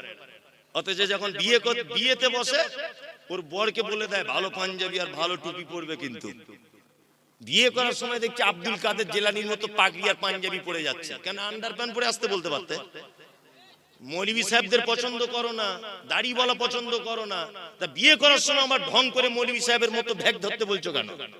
যে পাঞ্জাবি পরতে এসো, আপনাদের এখানে বিয়েতে পড়ে বাচ্চা কাচ্চারা পড়ে, আবার বিয়ে করতে এসে এইরকম করে আছে, মুখে রুমাল দিয়ে, মানে এত লজ্জার বেটাও আর কি। 3 লাখ টাকা পণ নিয়েছে হারাম কর, তখন লজ্জা লাগেনি। 4 লাখ টাকা পণ নিয়েছে, 8 টিয়ার গাড়ি চেয়েছে, তখন লজ্জা লাগেনি। আর বিয়ে করতে গিয়ে এরকম করে বসে আছে, মনে হচ্ছে কোমরে লাথি মেরে কোমরে হাড় ভেঙে দিয়ে। হারাম কর 3 লাখ টাকা চাইতে সবার সামনে লজ্জা লাগলো না, আর ঘুমটা দিয়ে বসে আছে, মানে লজ্জাপতি গাছ বেটে খেয়েছে। লজ্জা শরম আছে তোমার? বিয়াদব কোথাকারে। বাস্তব না অবাস্তব বলছি? পঞ্চায়েতে লজ্জা লাগে না বেটির বাপের কাছে, বেটির বাপের কাছে টাকা চাইতে লজ্জা লাগে না, আর বিয়ে করতে গিয়ে পুরুষ মানুষ রুমাল দিয়ে বসে আছে এরকম করে। মানে কি একেবারে লজ্জাশীল পুরুষ। লজ্জা শরম থাকা দরকার। ওই জন্য যে সমস্ত মেয়েরা এই ব্যাপারে আপত্তি করেন, আপনাকে আমি বলে দিয়ে যাচ্ছি, কোন মেয়ে যদি নিজে আপত্তি করে যে দাড়িওয়ালা ছেলে বিয়ে করব না, আমি মুমতাজুল ইসলাম বলছি আপনি তার থেকে দূরে থাকুন, আখিরাতেও কল্যাণ হবে, দুনিয়াতেও কল্যাণ হবে। আপনার আখিরাতেও কল্যাণ, দুনিয়াতেও কল্যাণ, কারণ নারী নামের হস্তিনী। আল্লাহ নবীর একটা সুন্নত, আল্লাহ নবীর একটা কঠিন পদক্ষেপকে যে মেয়ে অঙ্গীকার করে সে মেয়ে মুসলিম থাকতে পারে না। শুনুন, আপনি নামাজ পড়েন না আলাদা ব্যাপার, আমি আপনাকে ধরেছি যে ভাই আপনি নামাজ পড়া ধরুন, আপনি বলছেন মৌলভী সাহেব লজ্জা লাগছে আপনাকে দেখে বারবার নামাজের কথা বলেন, সত্যি আমি খুব অপরাধী, ও মুসলিম, ও জানে নামাজ ফরজ, কিন্তু আমাকে দেখে ও লজ্জা পাচ্ছে, তার মানে ওর ভিতরে আল্লাহর ভয় আছে, একটু চার্জ দিলে ও নামাজ পড়া ধরে যাবে। কিন্তু একটা লোককে নামাজ পড়ার কথা বলতে গেলাম, সেই লোকটা আমাকে বলছে তুই নামাজ পড়ে কি পেলি ঘোড়ার ডিম ফালতু, ওর ঈমান আর থাকবে না, সঙ্গে সঙ্গে বেঈমান হয়ে যাবে। কি বলছি বুঝতে পারছেন? এই লোকটা নামাজ পড়ে না, একে আমি গিয়ে বলছি চাচা একটু নামাজ পড়ুন, তখন বলছে মৌলভী সাহেব করতে পারছি না, কাজের চাপে খুব লজ্জা লাগছে, ইনশাআল্লাহ চেষ্টা করব। ও মুসলিম, ও কি মুসলিম? আর উনি যদি এই কথা বলেন যে তুমি নামাজ পড়ে এতদিন কি করলে, আমি ঘোড়ার দিন নামাজ না পড়ে দুতলা বাড়ি করে নিলাম, তাহলে উনি বেঈমান, ওর মুসলিম থাকতে পারলো না। তুমি দাড়ি রাখতে পারছো না, এটা আলাদা ব্যাপার। মেয়ে, তোমার বাপ দাড়ি রাখতে পারেনি, এটা তোমার বাপের দুর্বলতা। তোমার ভাই দাড়ি রাখতে পারেনি, এটা তোমার ভাইয়ের দুর্বলতা। কিন্তু তোমাকে যে ছেলে বিয়ের কথা বলতে এসেছে, তোমাকে যে ছেলে বিয়ের কথা বলতে এসেছে, তার যদি দাড়ি থাকে, সে তো মুহাম্মদ সাল্লাল্লাহু আলাইহি ওয়াসাল্লামের পদ্ধতিতে দাড়ি রেখেছে। তুমি যে তাকে ঠাট্টা করলে, বিদ্রুপ করলে, বিবাহের জন্য অপ্রয়োজন মনে করলে, আমি তো মনে করি ওই দাড়ি থাকা ছেলেটাকে যদি অপমান করে বাড়ি পাঠায় বা দাড়ি আছে বলে যদি বিয়ে না বসতে চায়, তাহলে ওই মেয়েটাও ঠিক তেমন বেঈমান হয়ে যাবে, কারণ ও একটা চরম হাদিসকে অপমান করার কারণে। খুব বুঝে শুনে কথা বলবে, হিসাব করে। তবে আলহামদুলিল্লাহ সব মেয়েরা নয়, আমার মাদ্রাসাতে 200 থেকে 250 মেয়ে আছে। আমি এই পর্যন্ত মনে হয় জীবনে কত মেয়েকে যে বিয়ে দিয়েছি তা আল্লাহ ছাড়া কেউ জানে না। কি বলছি বুঝতে পারছেন? অজস্র মেয়েকে বিয়ে দিয়েছি। এই কিছুদিন আগে মেদিনীপুরের একটা মেয়ে আছে আমার মাদ্রাসাতে, এই যে আমার পিছনে বসে আছে শামীম, আপনাদের মাওলানার এখানকার ছেলে আর কি, ও তো যায়, ওরা সব সময়তেই যায়, আমার বাড়িও গিয়েছিল সেদিনও। তা এরা সব দেখে এসেছে আমার মাদ্রাসা। আর একটা মেয়েদের মাদ্রাসা আছে, 200-250 মেয়ে পড়ে আলহামদুলিল্লাহ। আবার মোটামুটি এই তো শামীম গিয়েছিল ভিত্তি স্থাপনের দিনে, 3 বিঘা জমির উপরে ছেলেদের মাদ্রাসা তৈরি হচ্ছে ইনশাআল্লাহ, দোয়া করবেন। হিফজখানা আল্লাহ যদি কবুল করে নেয়, কেউ আর আটকাতে পারবে না, দ্রুত গতিতে কাজ চলছে ইনশাআল্লাহ। শেষ কাজ করতে আমার একটা টার্গেট 1 কোটি টাকার আমরা বাজেট রেখেছি। যদি বলছেন টাকা আপনার বহুত টাকা, তো তাহলে আমার 1 পয়সাও নেই, যা টাকা পয়সা পাচ্ছি সব লাগিয়ে দিচ্ছে, বাকিটা আল্লাহ ম্যানেজ করে দিচ্ছে বিভিন্ন মানুষের মাধ্যমে। যাই হোক, যে কথা বলছিলাম সেটা হচ্ছে এই যে আমার একটা মাথাতে একটা জিনিস কাজ করে, বেদাতিরা একটা কথা বারবার বলে যে আহলে হাদিসরা কোরআন পড়তে পারে না, বারবার এটা কথা প্রশ্ন কিন্তু তারা তোলে না। ওই জন্য আমি সারা পশ্চিম বাংলাতে নিয়ত করেছি একটা হিফজখানা শুধুমাত্র হাফেজ হবে, শুধুমাত্র হাফেজ আর কারি, শুধু কোরআনটাকে শুদ্ধ করে পড়ানোর জন্য 2 বছরের কোর্স দিয়ে কমপ্লিট করবে ইনশাআল্লাহ, এরকম মনোবৃত্তি আছে। রমজানের পর থেকে যে কটা রুম রেডি হবে সেই কটা রুম দিয়ে চালু করে দেবে ইনশাআল্লাহ, নিয়ত করে নিয়েছো। আমার জীবনে এটা উদ্দেশ্য যে আমি এর মাধ্যমে মরে গেলেও যেন কবরে শুয়ে শুয়ে নেকি পাই, এতটুকু, এছাড়া কোনো আর আমার আশা নেই, কোনো আশা নেই। আপনাদের সারেগাছি আমার আজও মনে আছে যে আমাদের মহিলা মাদ্রাসার জন্য একজন মেয়ে, আমি তার নামটাম জানি না, হঠাৎ করে একদিন ফোন করে বলছে আমি 10,000 টাকা দিব, আপনি সারেগাছি মোড়ে দাঁড়ান, পুলিন্দা গ্রামে বাড়িতে জলসা করতে যাচ্ছি। 10,000 টাকা দিয়েছে, যে সোশ্যাল মিডিয়া দেখেছি আপনার মাদ্রাসায় টাকাটা দিবেন, 10,000 না 5,000। যে কথা বলছিলাম, মেদিনীপুরের একটা মেয়ে, কিছুদিন আগে তাকে একটা বিয়ের জন্য একটা ছেলে, আমি বলছি তোমার মা বলছে বিয়ের জন্য, তা তুমি বিয়ে শাদী করবে? তা মেয়েটা আমাকে একটা কথা বলছে, মৌলভী সাহেব পর্দার আড়াল থেকে বলছে আমি বিয়ে করতে পারি, তবে আমার কিছু শর্ত আছে। মেয়েটা দেখতে যেমন ভালো তা নয়। বলছি কি শর্ত? বলছি 1 নম্বর ছেলেটার দাড়ি থাকতে হবে, 2 নম্বর 5 ওয়াক্ত নামাজি হতে হবে, 3 নম্বরে হালাল পদ্ধতি ইনকাম করতে হবে, তাহলে আমি তাকে বিয়ে করব, তাছাড়া করব না। তার মানে বুঝতে পারলাম এখন ইমানদারিনী নারী আছে পৃথিবীতে, আছে না? আছে, আছে। আজ থেকে 1 সপ্তাহ আগের কথা, ইন সার্চ অফ ট্রু ইসলাম, ফেসবুকে একটা পেজ আছে, ইন সার্চ অফ ট্রু ইসলাম, মিলন বলে নাম, মুর্শিদাবাদে বাড়ি, ছেলেটাকে জিজ্ঞাসা করবেন তার প্রমাণ। আজ থেকে 2 মাস আগে একটা মেয়ে ইসলাম গ্রহণ করেছে, ইসলাম গ্রহণ। মেয়েটা আমাকে ফোন করেছে, করে বলছে যে হুজুর, আমি আপনাদের বক্তব্য শুনে অনুপ্রাণিত হয়ে ইসলাম গ্রহণ করলাম গোপনে, বাড়িতে কেউ জানে না। মেয়েটা বিয়ে পড়াশোনা করছে কলেজে, খুব সুন্দরী, চরম সুন্দরী মেয়েটা দেখতে। তা আমাকে বলছে হুজুর, আমি বিয়ে শাদী করবো লুকিয়ে, আমাকে একটু বিয়ের ব্যবস্থা করে দেন, আমার বাড়ি থেকে জানতে পারলে আমাকে জবাই করে দিবে, আমাকে জবাই করে দিবে। সেই মেয়েটাকে আজ থেকে 5 দিন আগে আপনাদের বহরমপুরে একটা ছেলের সঙ্গে বিয়ে দিলাম। তা মেয়েটাকে বলছি কেমন ছেলে পছন্দ? তা মেয়েটা বলছে দাড়িওয়ালা ছেলে হতে হবে, 5 ওয়াক্ত নামাজ পড়তে হবে, হালাল ইনকাম করতে হবে, গরিব হলেও চলবে, ঘর বাড়ি থাক আর না থাক। মানে মেয়েটা এত সুন্দরী, যদি বলছেন আপনি দেখলেন কি করে? সত্যি বলতে ও আমাকে দেখার জন্য একটা ছবি পাঠিয়েছিল যে আমি এই মেয়েটা। সেটা দেখে আমি একটা অনুভব করলাম, দেখুন একজন হিন্দু নারী 2 মাস ইসলাম গ্রহণ করেছে, তার মনের ভিতরে ইসলামের কত ভালোবাসা জন্ম হয়েছে বলে নারী এই কথা বলতে পারছে দাড়িওয়ালা ছেলে ছাড়া বিবাহ করব না। আপনাকে ফোন নাম্বার দিতে পারি, তার বরের কথা বলবেন যে ঘটনা সত্য না মিথ্যা। বাড়ি থেকে বার হয়ে চলে এসেছে, হিন্দু মেয়ে মুসলিম হয়েছে, ইসলাম গ্রহণ করেছে, তার সমস্ত কোর্টের ডকুমেন্টস রয়েছে, মুসলিম একটা ইমানদার ছেলে তাকে স্ত্রী হিসাবে গ্রহণ করেছে। ভালো নারী নেই এ কথা বলবো না, তবে যত খারাপই আমাদের যারাই কলেজে পড়ছে আর যারা বড় ডিগ্রি করতে যাচ্ছে, ফ্যাশন হয়েছে, এরা বলছে আমাদের আর পছন্দ হচ্ছে না, আমাদের আর পছন্দ হচ্ছে না। কি বলছি বুঝতে পারছেন? দূরে থাকবেন। আল্লাহ তুমি আমাদের ফাসিকি থেকে বাঁচার তৌফিক দান করো, আমিন বলুন, আমিন। চলুন আর একটা ব্যাখ্যা করে দিই, তারপরে আর একটা করব, সেটা হচ্ছে মুশরিক। নাম জানেন মুশরিক? মুশরিক, মুশরিক কে? শিরিক করে, উনি ভালোই বলতে পারছেন, শিরিক করে মুশরিক। এবার আপনাকে একটা কথা বলে দিচ্ছি, শুনে রাখেন, এই কথা বললে তো আরো আপনি আশ্চর্য হবেন। হিন্দু, মুসলিম, জৈন, খ্রিস্টান, হাঁড়ি, চুয়ার, চামার, বাগদি, ছুতোর, মেতর, পৃথিবীতে যত জাতির মানুষ বসবাস করে, যত ধর্মের মানুষ বসবাস করে, কোন ধর্মের ভিতরে মুশরিক বর্তমানে খুঁজে পাওয়া খুব মুশকিল। হিন্দু, এদের ভিতরে মুশরিক নেই। খ্রিস্টান, এদের ভিতরে মুশরিক নেই। ইহুদি, এদের ভিতরে মুশরিক নেই। হিন্দু বর্তমানে যারা, তাদের ব্যাপারে কোরআন মাজিদে শব্দ এসেছে সাবেঈ। সাবেঈ হচ্ছে তারা। কারা? সাবেঈ হচ্ছে তারা যারা এক আল্লাহকে আল্লাহ বলে মানে, তারপরেও বিভিন্ন দেব দেবীর আলাদা আলাদা ক্ষমতা আছে এটা মানে, এরা হচ্ছে সাবেঈ। একটা হিন্দু ভাইকে জিজ্ঞাসা করবেন এত বৃষ্টি হচ্ছে কে দিচ্ছে, ও এক চান্সে বলবে বৃষ্টি দিচ্ছে উপরওয়ালা, বলবে না? তার মানে ও জানে উপরে একজন আছে। তারপরেও দেখবেন ও লোহা লাক্কড়ের ব্যবসা করে, কি পূজা করে? বিশ্বকর্মা। তার মানে ওর এটা ধারণা যে লোহা লাক্কড়ের ডিপার্টমেন্টটা বিশ্বকর্মার হাতে আছে।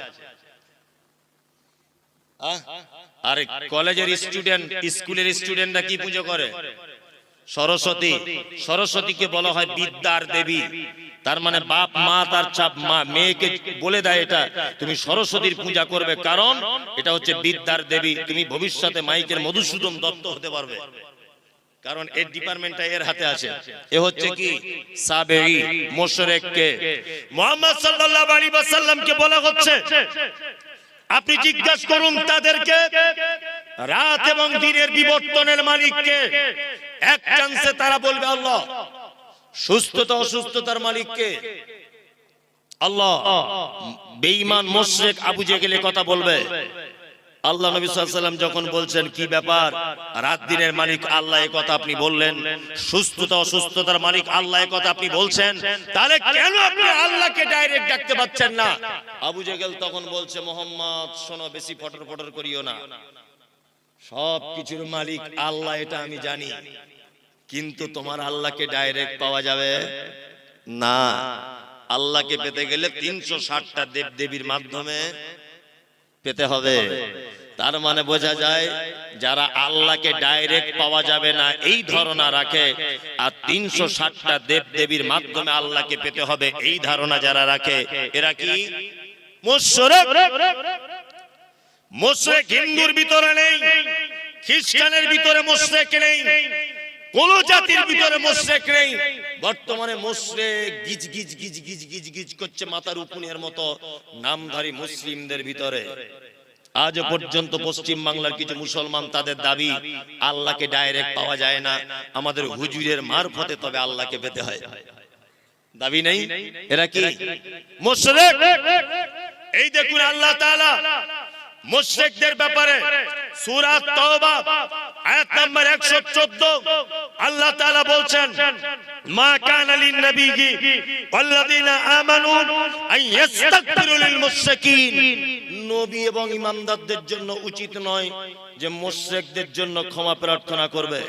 এই মুমতাজুল ইসলাম বলছি, যারা মাজার পুজো করে, যারা পীর পুজো করে, ওদের জানাজা তো দূরের কথা, ওদের জন্য দোয়া পর্যন্ত করা যাবে না, কারণ ওরা মুশরিক। অবশ্যই ওরা মুশরিক, ওরা মুসলিম নয়।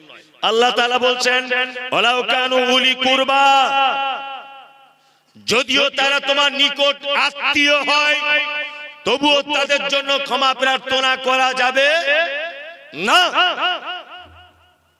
আমাদের বেটা বেটিদের বিয়ে শাদী দেওয়া হচ্ছে না? হচ্ছে তো। বেটির বিয়ে ঘটক ছেলে দেখেছে, ঘটক সাহেব এসে বলছে ছেলে খুব ভালো, বলছে কি করে, বলছে স্কুল মাস্টার। মেয়ের বাপ তখন বলছে আলহামদুলিল্লাহ, আমি তো এরকম ছেলেই চাইছিলাম।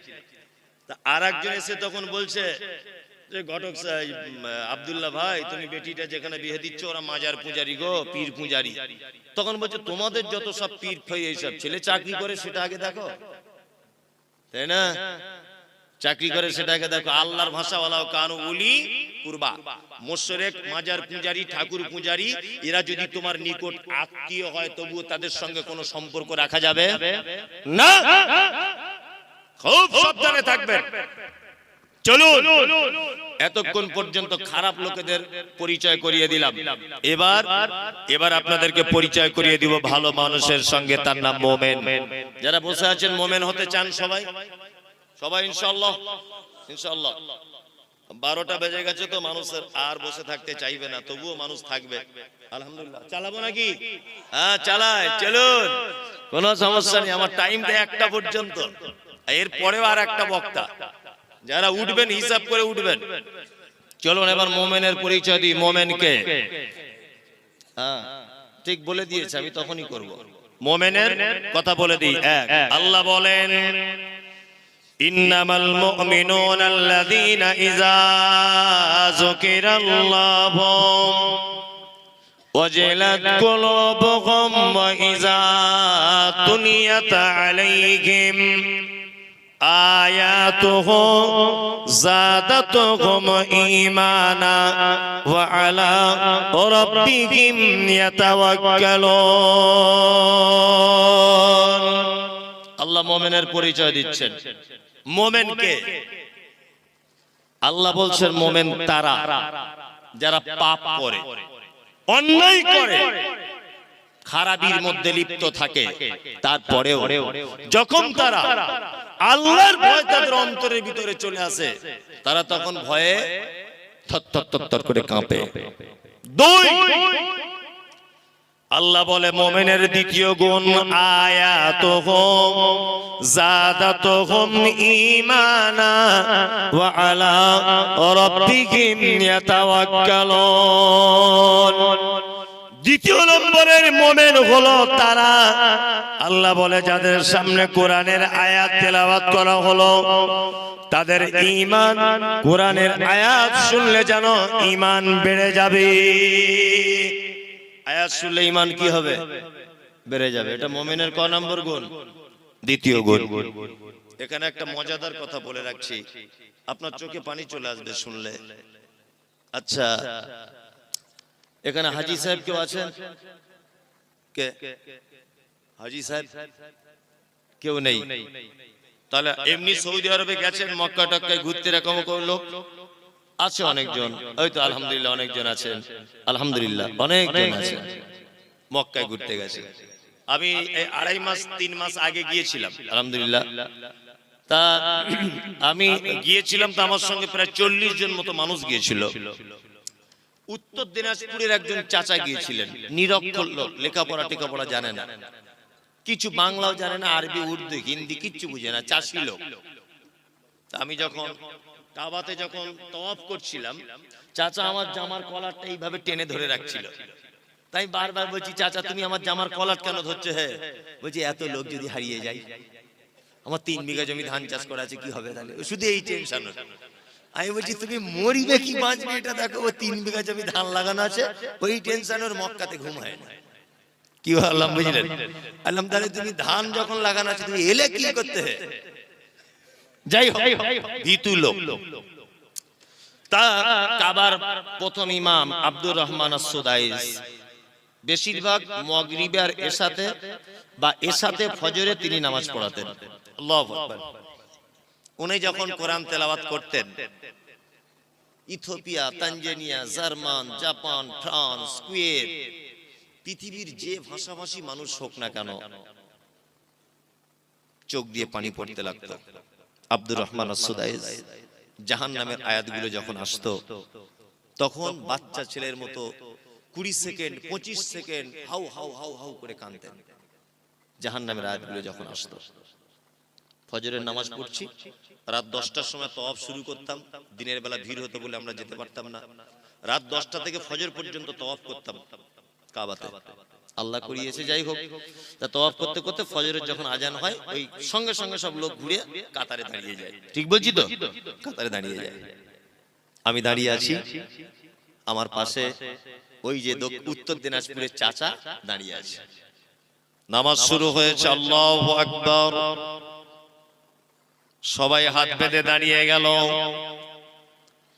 কাবার প্রথম ইমাম আব্দুর রহমান আস-সুদাইস তিনি জাহান্নামের আয়াত তেলাওয়াত করছেন। আর আয়াত তেলাওয়াত করতে করতে তিনি যেন বাচ্চা ছেলের মতো করে কাঁদছেন। আমি কোরআনের একটু অল্প কিছু বুঝি, আমার চোখ দিয়েও পানি চলে এলো। আমিও বাচ্চা ছেলের মতো ডুকরে ডুকরে কাঁদতে লাগলাম। আমার পাশের চাচা কোরআন বোঝে না, বাংলা ভালো করে পড়তে জানে না, অশিক্ষিত লোক। চাচাও দেখছি ডুকরিয়ে ডুকরিয়ে কাঁদতে শুরু করে দিল। নামাজ শেষ হয়ে গেল।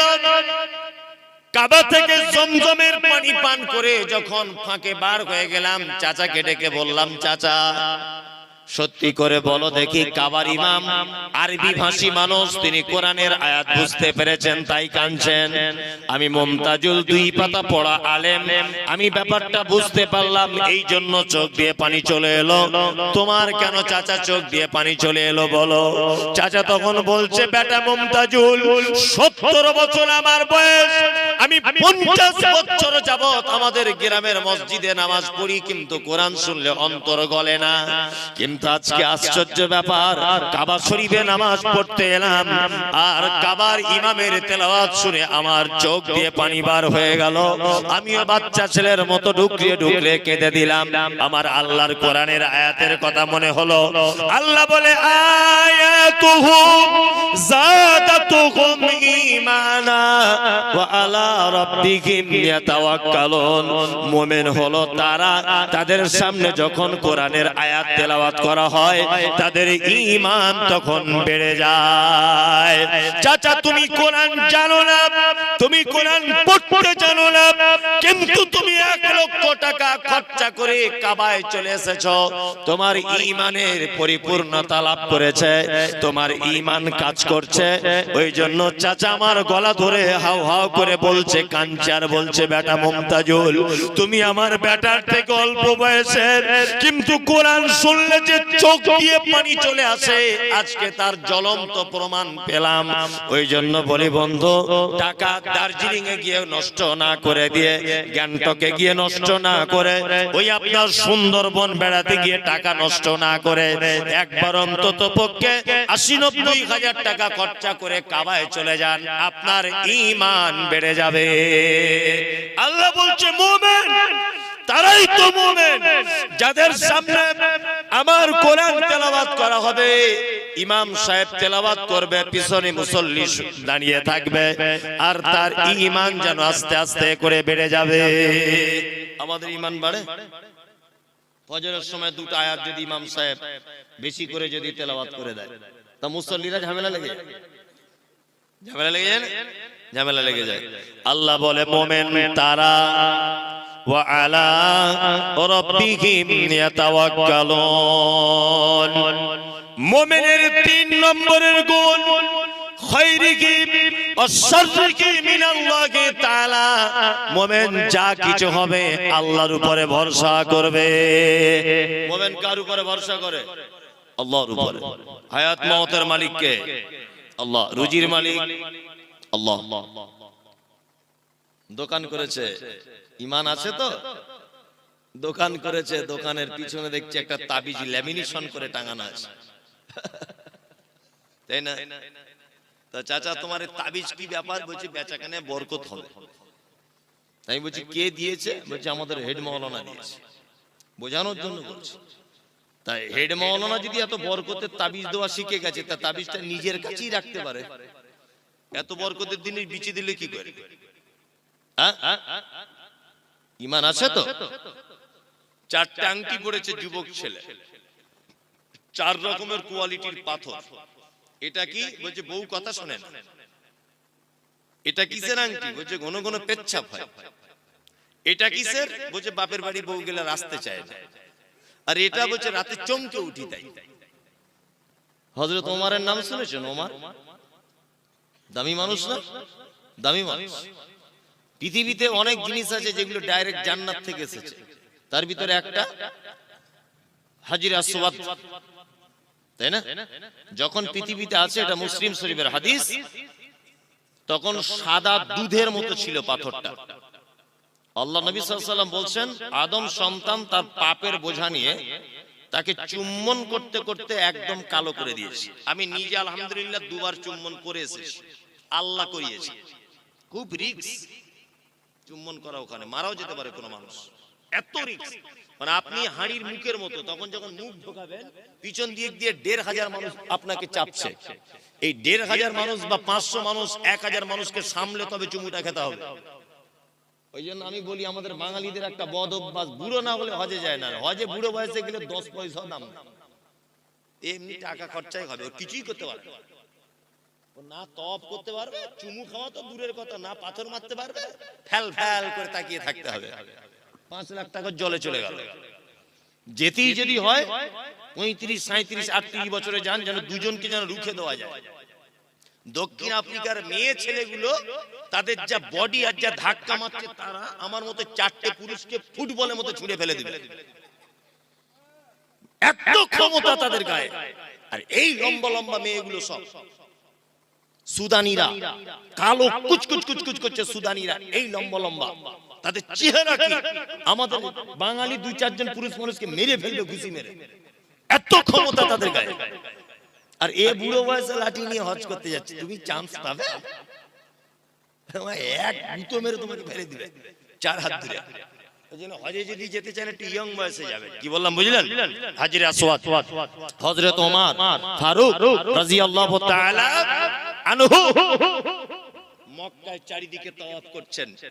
হাজির আসওয়াদ যেখানে আছে ওই জায়গাটা হাজির আসওয়াদের দিকে আঙ্গুল বাড়িয়ে দিয়ে বলছেন, হাজির আসওয়াদ তুমি একটা পাথর, তুমি মানুষের কোনো উপকার করতে পারো না।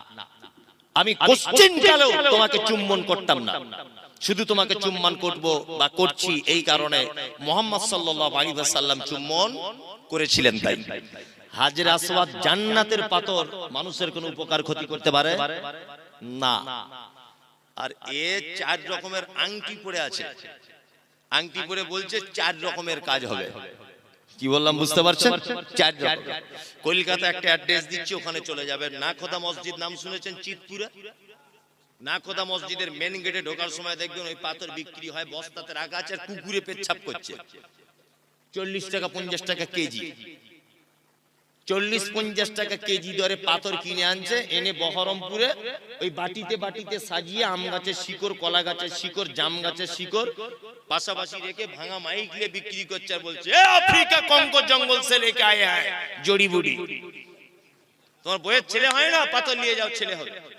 এমবিবিএস ডাক্তার ওর বইয়ের ছেলে করতে পারলো না, আর কুকুরে পেচ্ছাপ করে পাথর ওর বইয়ের ছেলে করে দিবে। তাহলে 2024 সালে এত বোকা লোক বাস করে। আর পাথর পড়ে আছে কে না? স্কুলে হেডমাস্টার। মনে মনে ভাবি যে আল্লাহ গরুর পেটে কেন সব গোবর দিলে? হেডমাস্টারের মাথাতেও কিছু দিতে পারতে হালকা।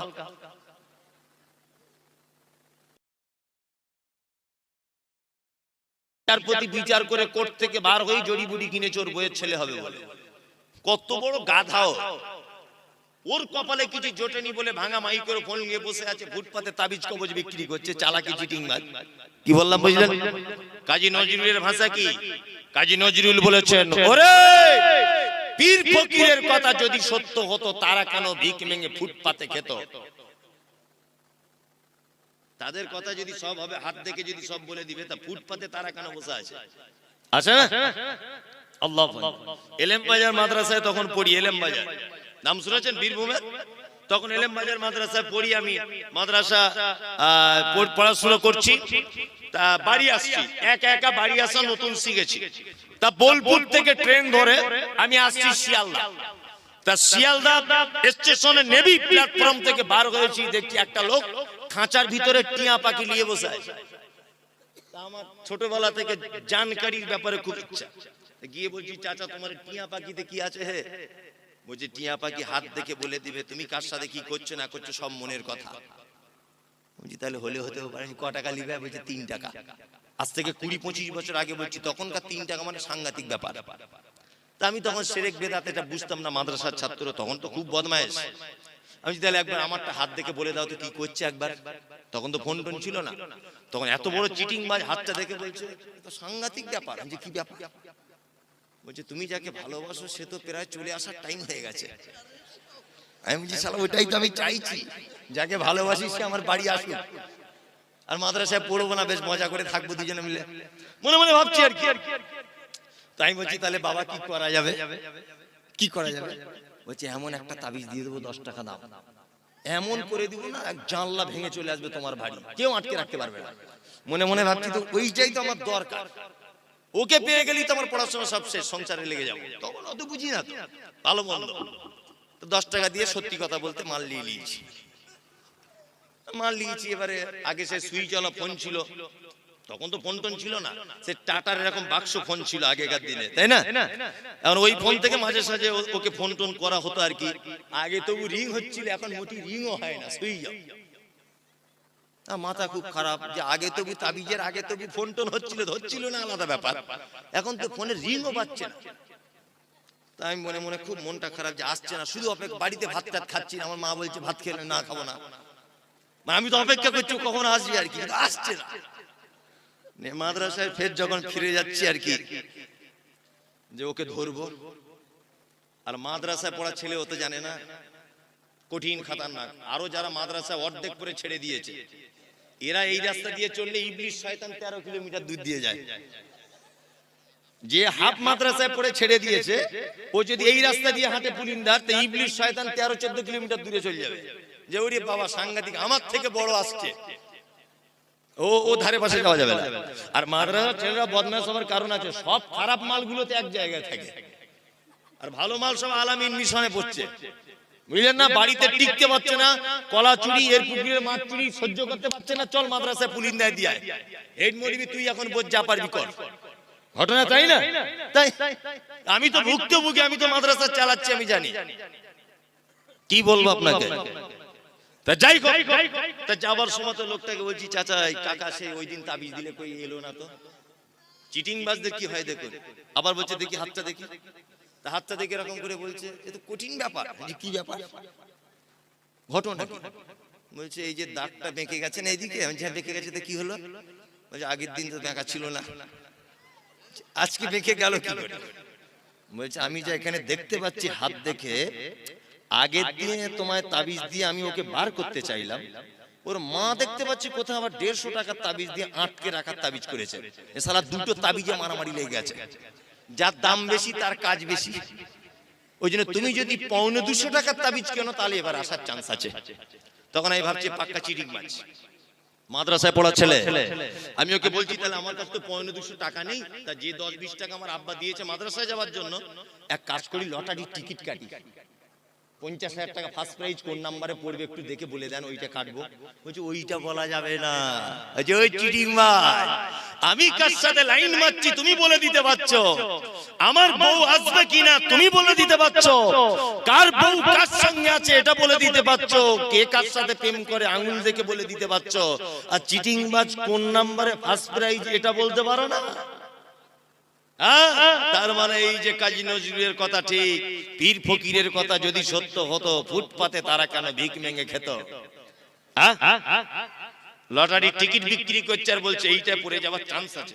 তাই বলছি হারাম করে পড়ে যাওয়ার চান্স আছে, 1 কোটি টাকা ফার্স্ট প্রাইজ, তুই ওটা বাড়িতে রেখে দে, তুই কেন বিক্রি করছিস? তুই বাড়িতে রাখ। আল্লাহ বলেন ইয়াতাওয়াক্কালুন, মুমিন তারা সর্ব ব্যাপারে ভরসা রাখবে কার উপরে? আল্লাহর উপরে।